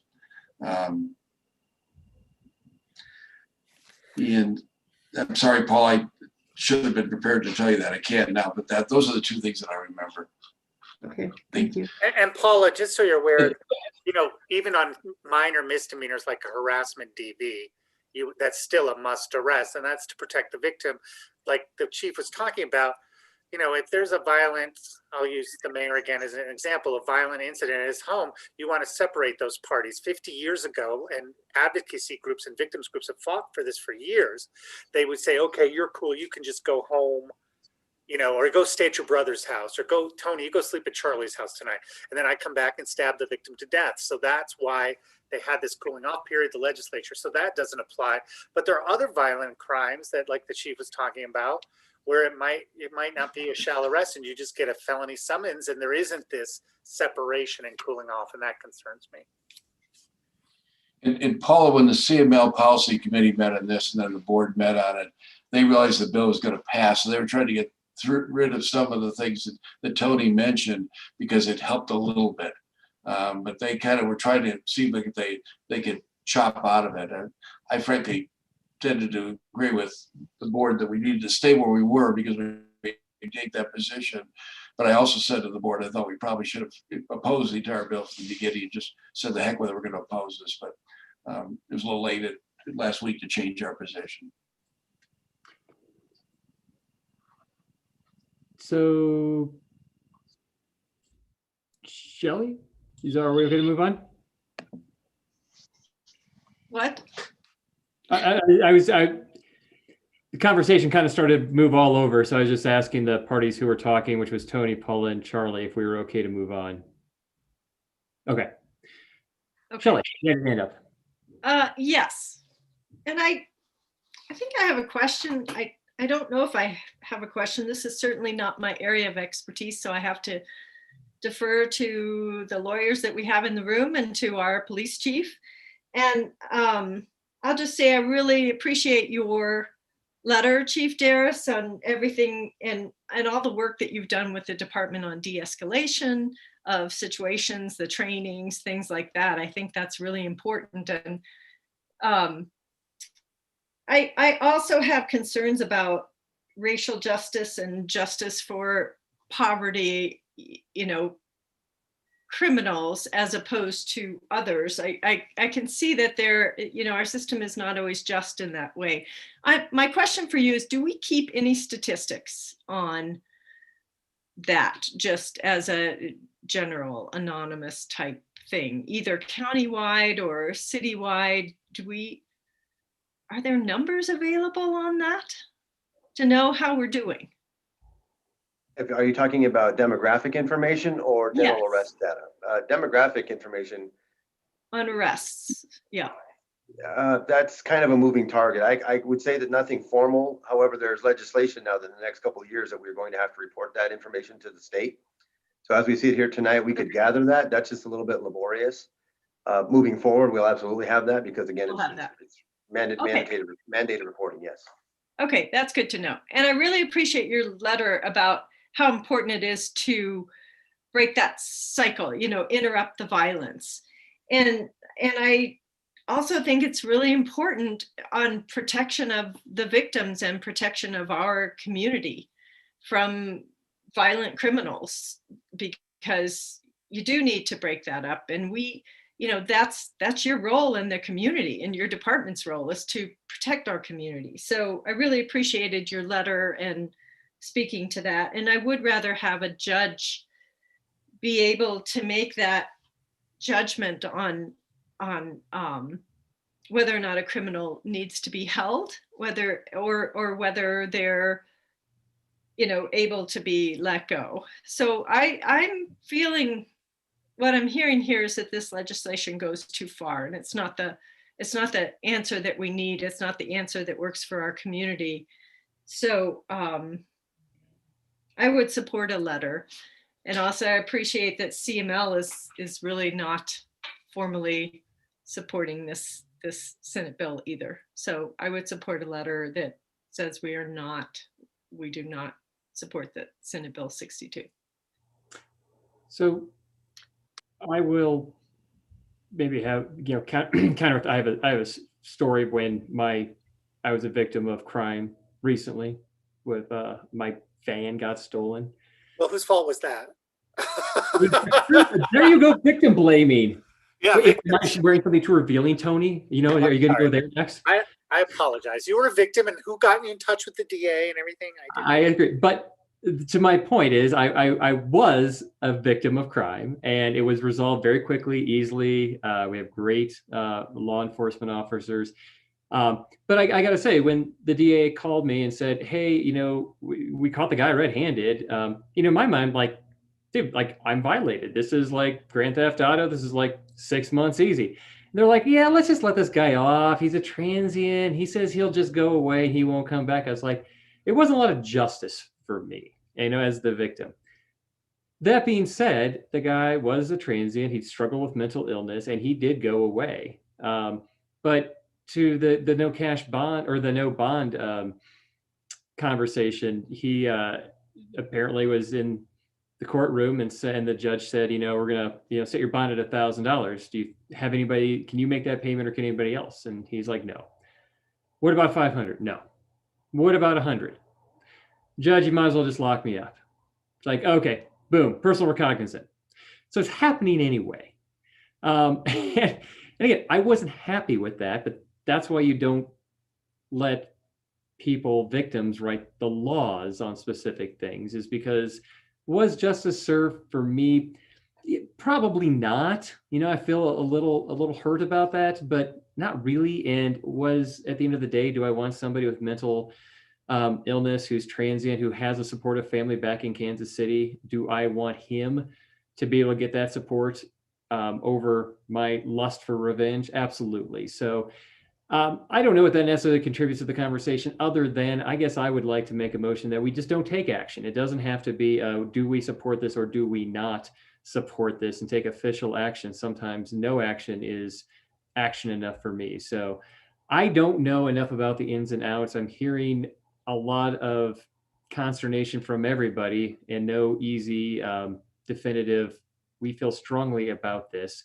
We're going to have the next agenda item where we will talk about these things. And I think if we're in a scenario where there are counselors that feel very strongly, and a majority, that's something. But I at least am not hearing that, and I do not feel that myself. Maybe I'm hearing wrong. So I guess that would be my motion, is to just not take action on this as a council at this time. Charlie? Mr. Mayor, if I could just follow up. What I would say is that that doesn't preclude, if that's where you ultimately go, that doesn't preclude any council member from expressing their personal views and how they think it impacts their community, our community, to the legislature, to your, to Bob, or to Perry, or to Senator Lee, who is one of the sponsors, Pete Lee, who's one of the sponsors of the bill. I mean, all of those things are still available to people. So I don't want anybody to feel like it's like an all or nothing kind of thing. And I just wanted to throw in, like, I think that you don't have to worry about hurting our feelings. And lots of times you guys really don't want to. That I think really what we wanted to do was just tell you, this is a complicated bill, and just let you know when it gets more complicated, sometimes that we educated you and we educated the public on it. So. Thank you. Deborah, real quick, Mr. Mayor, and Deborah, I think and Carl, I think you'll agree, the pendulum is swinging, in a few years, maybe it swings the other way if violent crime goes up, like the chief said, but I don't know where we're going. My observation on this would be is that, my gut tells me, based on the people that at least I know, especially on the Senate side, from both parties, that this will probably move more towards the center before it makes it through the Senate, out of committee and through the Senate. I agree with the chief. I think that something will pass. I don't think it'll even be in the version that it is with the most recent revisions, more than likely. but I don't know. So it's definitely going to have an impact. Although I would say that in our municipal court itself, if we're looking at it from that perspective, I don't know that it's going to have it's not going to make a lot of changes to probably how our department uses the municipal court because of the limitations that we have there anyway, for a variety of reasons, everything from bonding to available space in the jail, to costs, to all kinds of things. From a municipal court perspective, I think it has a much bigger impact on what the chief and Tony's office does, and how they operate than our, our court operations. So, Ingrid, I see your hand up. Charlie, you had said something, but I think it got drowned out with some overtalk. No, you made a motion. I was going to make the contrary motion. So your motion's on the table, hasn't been seconded yet. So. Okay. Would anybody care to second the motion? Well, that's great. That's exactly what I was going to do. I was actually here's why, because I do feel like what Deborah said is effective. I learned a lot about this, but it's not in my purview. This is all very new, and ultimately what I heard is more informative and educational, but I'm not in a position to make an opinion or put my name on a letter.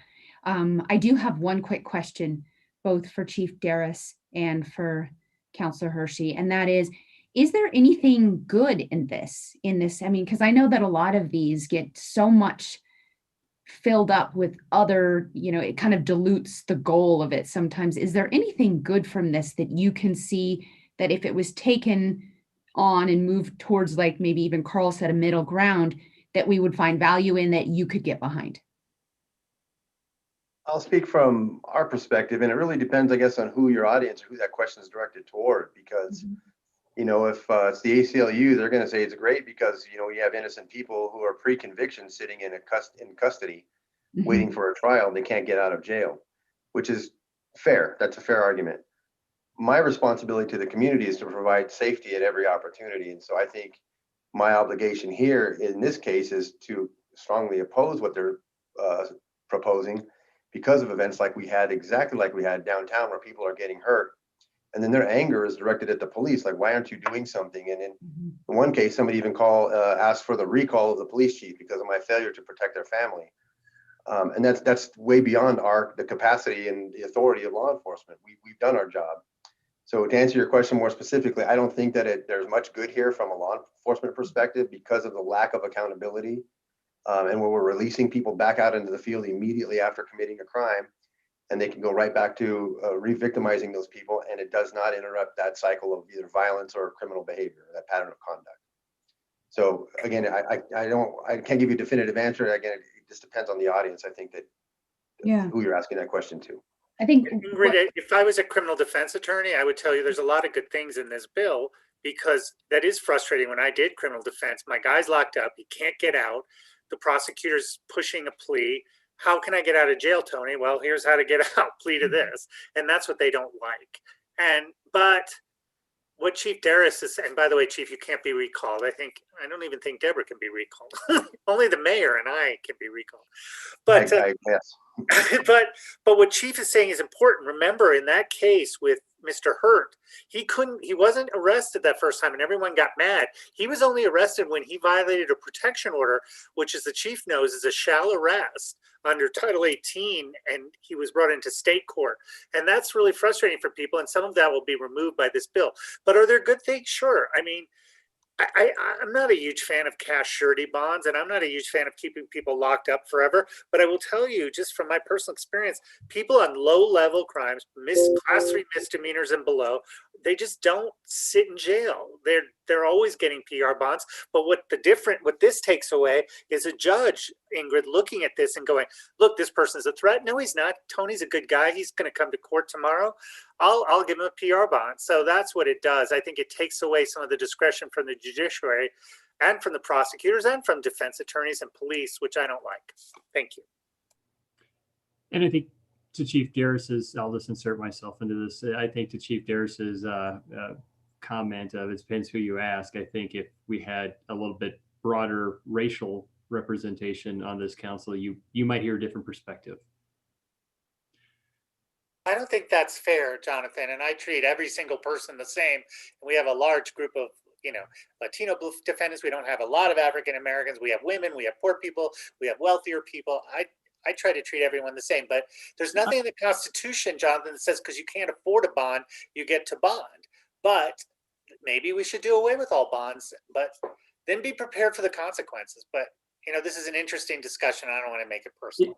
It is. I think it's very philosophical, but I will say is my point in saying that is we don't run in this kind of circles where we know a lot of people who have been brought, into the justice system and who can't post $500 and end up maybe serving months at a time because they can't. We don't have that record. Whether it's socioeconomic or racial, it's not about that, but we don't have that kind of experience. I think that this bill is meant to potentially address. And that's what I said to Ingrid. That's a good part of this bill. I think it tries to, maybe it doesn't do successfully, but it tries to address those people who are on the lower economic scale, and maybe in Denver and other urban areas, there'd be more racial issues, but who can't afford a bond and are in jail and are stuck there. And I don't disagree with you. Yeah. And to be honest, oh, go ahead, Carl, and then I'll go.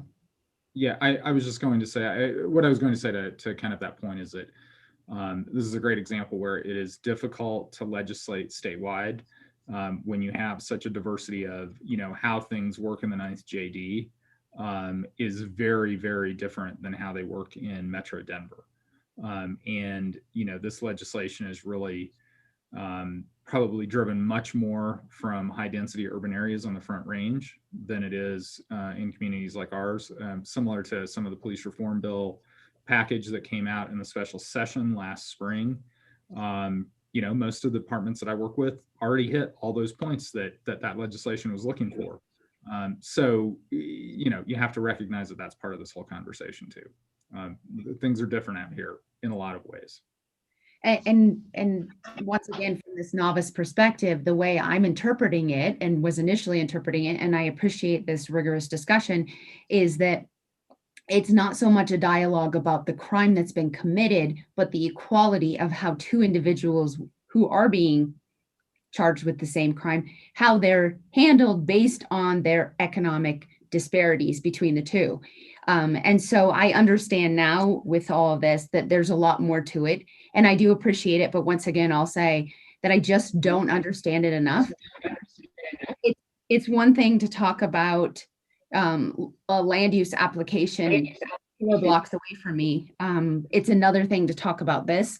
And just like Carl said, the depth and breadth of understanding of this makes it hard for me to feel comfortable putting my name at the bottom of a letter. And that's kind of where I totally appreciate Chief Darris's perspective as well as Tony's. I just don't feel comfortable and confident enough in my perspective and my understanding of it to get behind it. Okay, so we have a motion by myself, a seconded by Ingrid. Charlie, your hand is up. So I guess, Ingrid, I'm going to respond to your comment. There are a lot of planning items that I look at, and I don't know if I understand all of them, but I try to make sure that I make the right decision for the city in those. So I appreciate that it's more of a difficult decision because it's outside your scope of expertise. But when I have the chief of police telling me, and when I have the municipal judge telling me, this makes it very difficult to want to operate the judicial system within the city. And then I have the chief of police say tonight, and I've heard this again with respect to this bill, that the police now are becoming the victims and people are getting mad at the police because they aren't doing what they should be doing when that's out of their control. I think we have to have a strong voice and support them. And that's why I think we need to be sending a letter imposing this as a municipality. I certainly will write a letter as an individual council member, but I think as a municipality, for whatever impact it may have, it has more impact than it does as an individual. So I disagree that simply because you can't know everything about every bill, you vote against it, or you can't support it. But I appreciate your view. To just really quickly address that, when I'm making a decision on land use, that is in my quasi judicial capacity. This is not. This is just a letter of support. I don't see the necessity of it. And while I can appreciate it, and honestly, I lean probably towards saying, you know, that I oppose it based on the things you just said as well.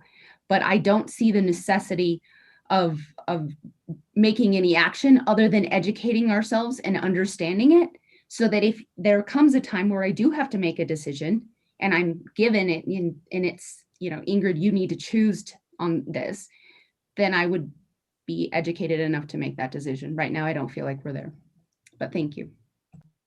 Paula. I have to say, I feel similar to Ingrid. I feel like I'm delving into something, and I have this week, and everything from Googling what's a felony 6 and what's a felony 5 and what's a felony 4, and trying to understand the legal system. And so I feel like in this brief amount of time, I haven't had the time to really kind of grasp the issue. And maybe in a situation like this, it might not work for this time, but maybe it would be good to have somebody who's a proponent of the bill, or at least have in the paperwork why somebody is pushing this forward. And it's just to kind of give balance for us to weigh stuff against, because I'm listening to Charlie, and I'm listening to Tony, and I'm listening to Chief Darris, and I'm hearing, you know, what they have to say. And I totally agree with the public safety side of things and the concern there. I think that's very important for our community. But I do feel like I'm kind of out of my depth, and I'm just putting it out there. It's just like, okay, I'm making a decision on some surface level things tonight. And so that's, in a sense, why I appreciate Jonathan's motion is, and maybe this is a motion we say we're not ready to address right now tonight, but maybe after they make some changes to this bill, we all have a better perspective of, you know, where it's going to end up at. So I'm, like I said, I'm kind of in where Ingrid stands right now, or sorry, Councillor Wusso stands right now, and kind of feeling like I need more information.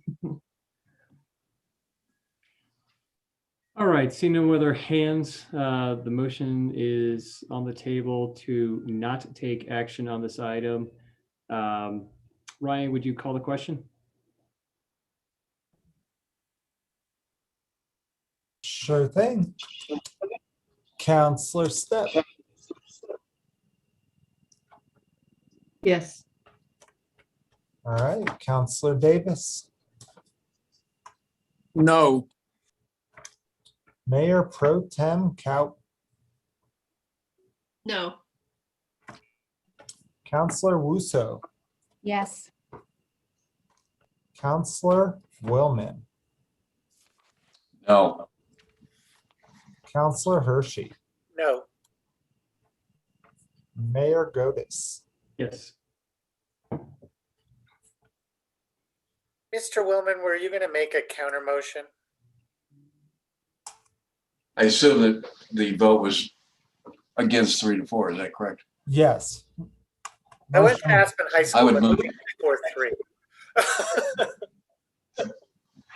I would make a motion that we send a letter opposing Senate Bill 62 to our local representatives. Second.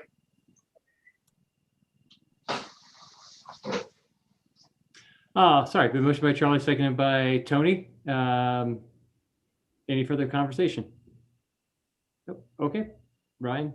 All right, Counselor Davis. Yes. Mayor Godis. No. Counselor Wusso. No. Counselor Willman. Yes. Counselor Hershey. Yes. Mayor Pro Tem Kaut. Yes. Counselor Step.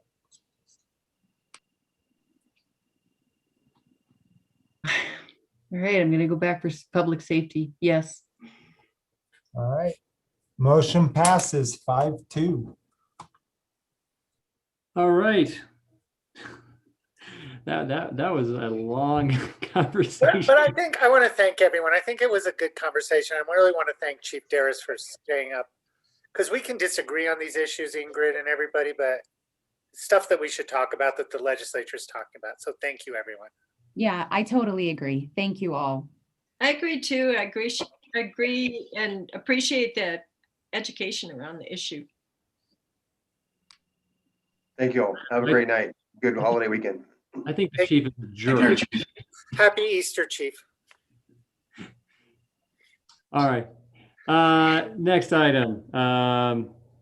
Last item of any substance. Discussion on how to handle signatures on letters of support when a vote is not. It's funny that this is coming up. But can I just ask, is there some sort of compromise where we can say, fine, if it passes, it's signed by the city council, but individual, like this thing that we just did, maybe that names aren't. Did you suggest something like that, Mr. Mayor? He did, and I agreed with it, but I'll let him answer himself.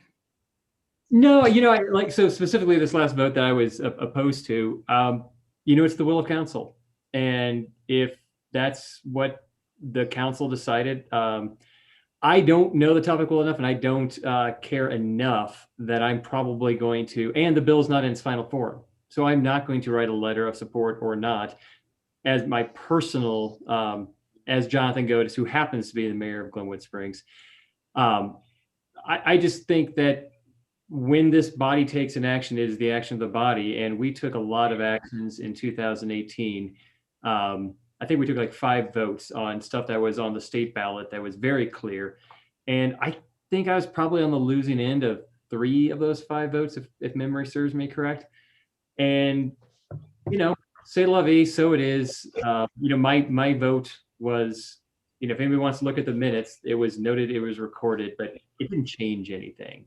And I just think that we get into a kind of a, I don't know, I hate the word slippery slope. I think we get into this weird quagmire when we start taking votes and then start noting, or the letter of support for the needle exchange. That had to be 7-0.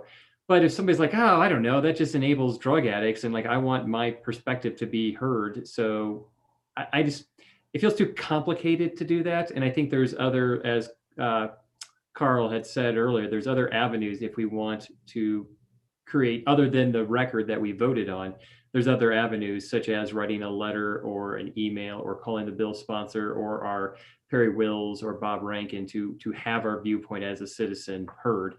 And since we're also city councilors, that opinion and that voice is a little bit louder than the average citizen, I think, by nature. So that's how I feel about it, but I'm pretty open if folks have a different opinion.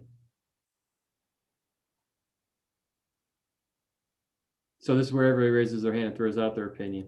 Well, Jonathan, I feel like I sort of brought this up, and I was like, I support the Telluride decision, and that's not a popular position on this council or maybe statewide in the sense the legislature is looking at that.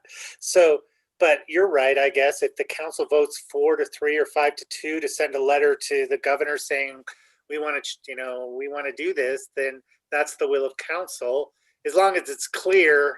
I mean, Carl suggested we put in there something like, this was not unanimous, and I don't know that that's necessary. But I guess if it says the Glenwood Springs Council, but my name's not on it, I guess I'm okay with that. But you guys wouldn't like it if I sent a letter to Bob Rankin and said, even as a council person said something, because then I'm representing me. Or if I said, well, or put your names on it, that would be bad. So that's I have no problem. I mean, personally, I'm sorry, I'm going to just respond. Go ahead. I don't have any problem if you write a letter to Bob Rankin saying, I'm Tony Hershey. I represent the city of Glenwood as a city councilor. Council voted this way. I want my strenuous objection to. Oh yeah. Like you had that right, and I don't think it's beyond the pale to, you're more than just, you are always a city councilor, as Ms. Figueroa has often reminded. Yeah, but you wouldn't want me writing a letter that said, I think we should close the hot springs and signing a Tony Hershey, Glenwood Springs City Council. I think that'd be confusing. If I wrote a letter to Bob Rankin and go, yeah, they sent you a letter, but I just want to be clear that I do support that legislation. Whatever. I mean, it's free speech. If you want to do that, that's right, fine. yeah. No, I agree. Yeah. Sorry, go ahead, Ingrid. You know, honestly, my thoughts echo yours as well, Mayor Godus, and that I believe that if we vote on something and the vote is in support, that we've agreed to present a letter, that all of us, you know, agree. We don't ask to have our names exempted from the letter. You know, now if it's not as formal, if it's a letter. You know, recently we had our US rep here from our district, and there was an informal request via email if we wanted to be added onto a letter that, you know, was from many different municipalities. That wasn't a vote in council. So I think that was appropriate to ask individual people, do you want to be included? But this evening, you and I were, you know, we were in opposition of the letter, but I'm completely comfortable with a letter being drafted and sent that represents all of us. So I hope that you guys are hearing the discernment between those two, that in the case of a vote where regardless of the outcome, we've decided to send something, whether or not you agreed with it. And then that vote is the direction of council. Whereas there may be other times where it's less formal and people don't need to, or they can't exclude their name. How does that sound or resonate to everyone? Yeah, and so I think from our perspective, from the staff's perspective, I guess my inclination is that letter that goes out in opposition to Senate Bill 62 will be the Glenwood City, Senator Lee, as the bill sponsor or whomever we're directing that to, Glenwood Springs City Council formally opposes the adoption of Senate Bill 62. If we want to add anything in there, signed the Glenwood Springs City Council. Yeah, and if I want to pick up the phone and call him and make my voice be heard as an individual and even identify myself as counselor, I can do that. But the letter would still be drafted and indicate that it was the entire Glenwood Springs City Council. Right, that it would not be like, these were the yeas, these were the nays. It's totally. Just yep. Glenwood City Council or Jonathan Godus on behalf of the City Council of Glenwood Springs, if we needed to put a mayor's signature on it, because that's the, Jonathan gets stuck signing things a lot of times that he voted against. He's good at it. A majority probably at the time. So I mean, and I think that, so if that's okay, then that's what we will do when there is a formal vote. If you guys want to band together as a group and say the following: the undersigned city council members oppose or support something, I think that's fine, separate and apart from these formal occasions where you take a policy position as a council. Cool. I think we're good. Shell your hands up. It was up. It was up. I was just going to ask Carl if there are insights from other jurisdictions around that do this differently, but it sounds like we've reached a solution. Yeah, and it's pretty much what I just described. Like I have to tell you, it's fairly rare, unless it is a subject matter one council member is so passionate about. It usually hasn't come up too much, and you'll get a lot of individual letters that Jonathan might write Senator Lee and say, look, I think this still needs work or whatever, or just that one-off thing. So, and I would say, and this probably gets too far in the weeds, but if we have a 7-0 vote, let's just put our name on it, because I think that, if we want, why not? I think that'd be the only time I would suggest that we put names on it. Yeah, I mean, I don't know. I think I'd want that in the motion that approved it, frankly. I don't care that much about it. I want clean, simple, we're signing at Glenwood City Council. That way we can get it out the door without, caveats. Is that a motion, Carl? There's continuity that way. I mean, I think we have clear direction. I think everybody understands what we're going to do. So I'm good. Do we want to take a vote on it just so we're good, or is this something that will be in the... If I can frame up the motion, that would be great. And is the motion, Charlie's going to give it a shot. Thank you, Charlie. Thank you. I move that when council takes a position and sends a letter in support or against a proposal, no matter what the vote, that it says the City of Glenwood Springs City Council voted to support or not support something, does not list individual names, and is signed by the mayor in his official capacity. Second. Been moved by Charlie, seconded by myself. All in favor signify by saying aye and or raising your hand. Aye. Motion passes unanimously. Any opposed? It passed unanimously. Well, I jumped Send out the letter. All right. Thank you for actually, Tony, thank you for bringing that up. Is it worthwhile this conversation? Reports from city manager. I'm going to throw it over to Ryan quickly for something about the election.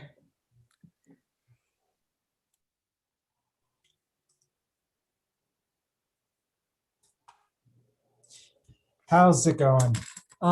So I just wanted to say Glenwood Springs Municipal Election Day is Tuesday, April 6th, so this upcoming Tuesday. And ballots must be received by 7 p.m. and postmark does not count. So voters might want to drop off their ballots and not get them mailed. They can drop them off at the 24/7 drop box on 8th Street, right outside the old beautiful entrance to the courthouse, or they can be dropped off inside the courthouse in between 8 a.m. and 5 p.m. tomorrow, Monday, and Tuesday. And 5 p.m. is the cutoff because that's what time the courthouse closes. Also, although we're closed for in-person voting, council chambers at City Hall will be open on election day from 7 a.m. to 7 p.m. to pick up replacement ballots and voter registration forms for new registration, address changes, and like I said, replacement ballots.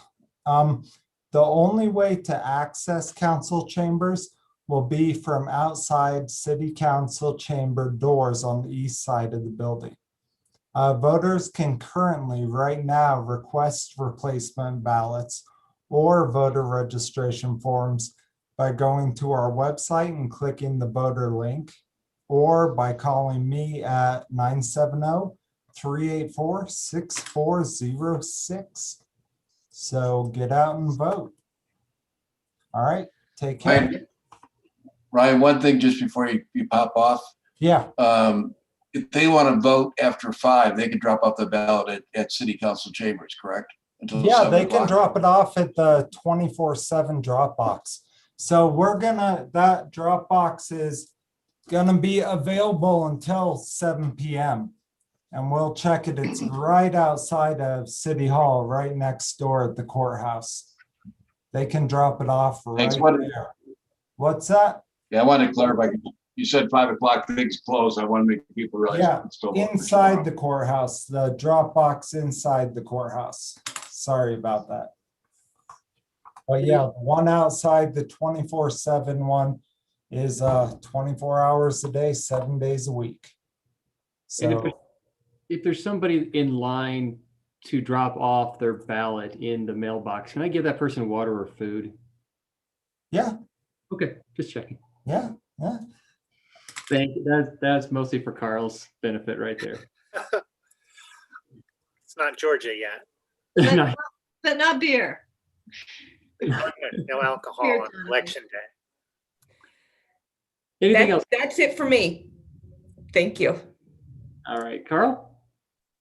I don't think I can top off Shelley's voter approach. Thank you, guys. All right, can I get a motion to adjourn? I'll move to adjourn. And seconded by Charlie. All those in favor say aye. Aye. Any opposed? Motion carries unanimously. Oh, Steve Davis said nay. Motion carries 6-1. Goodbye, everybody. Have a great Easter.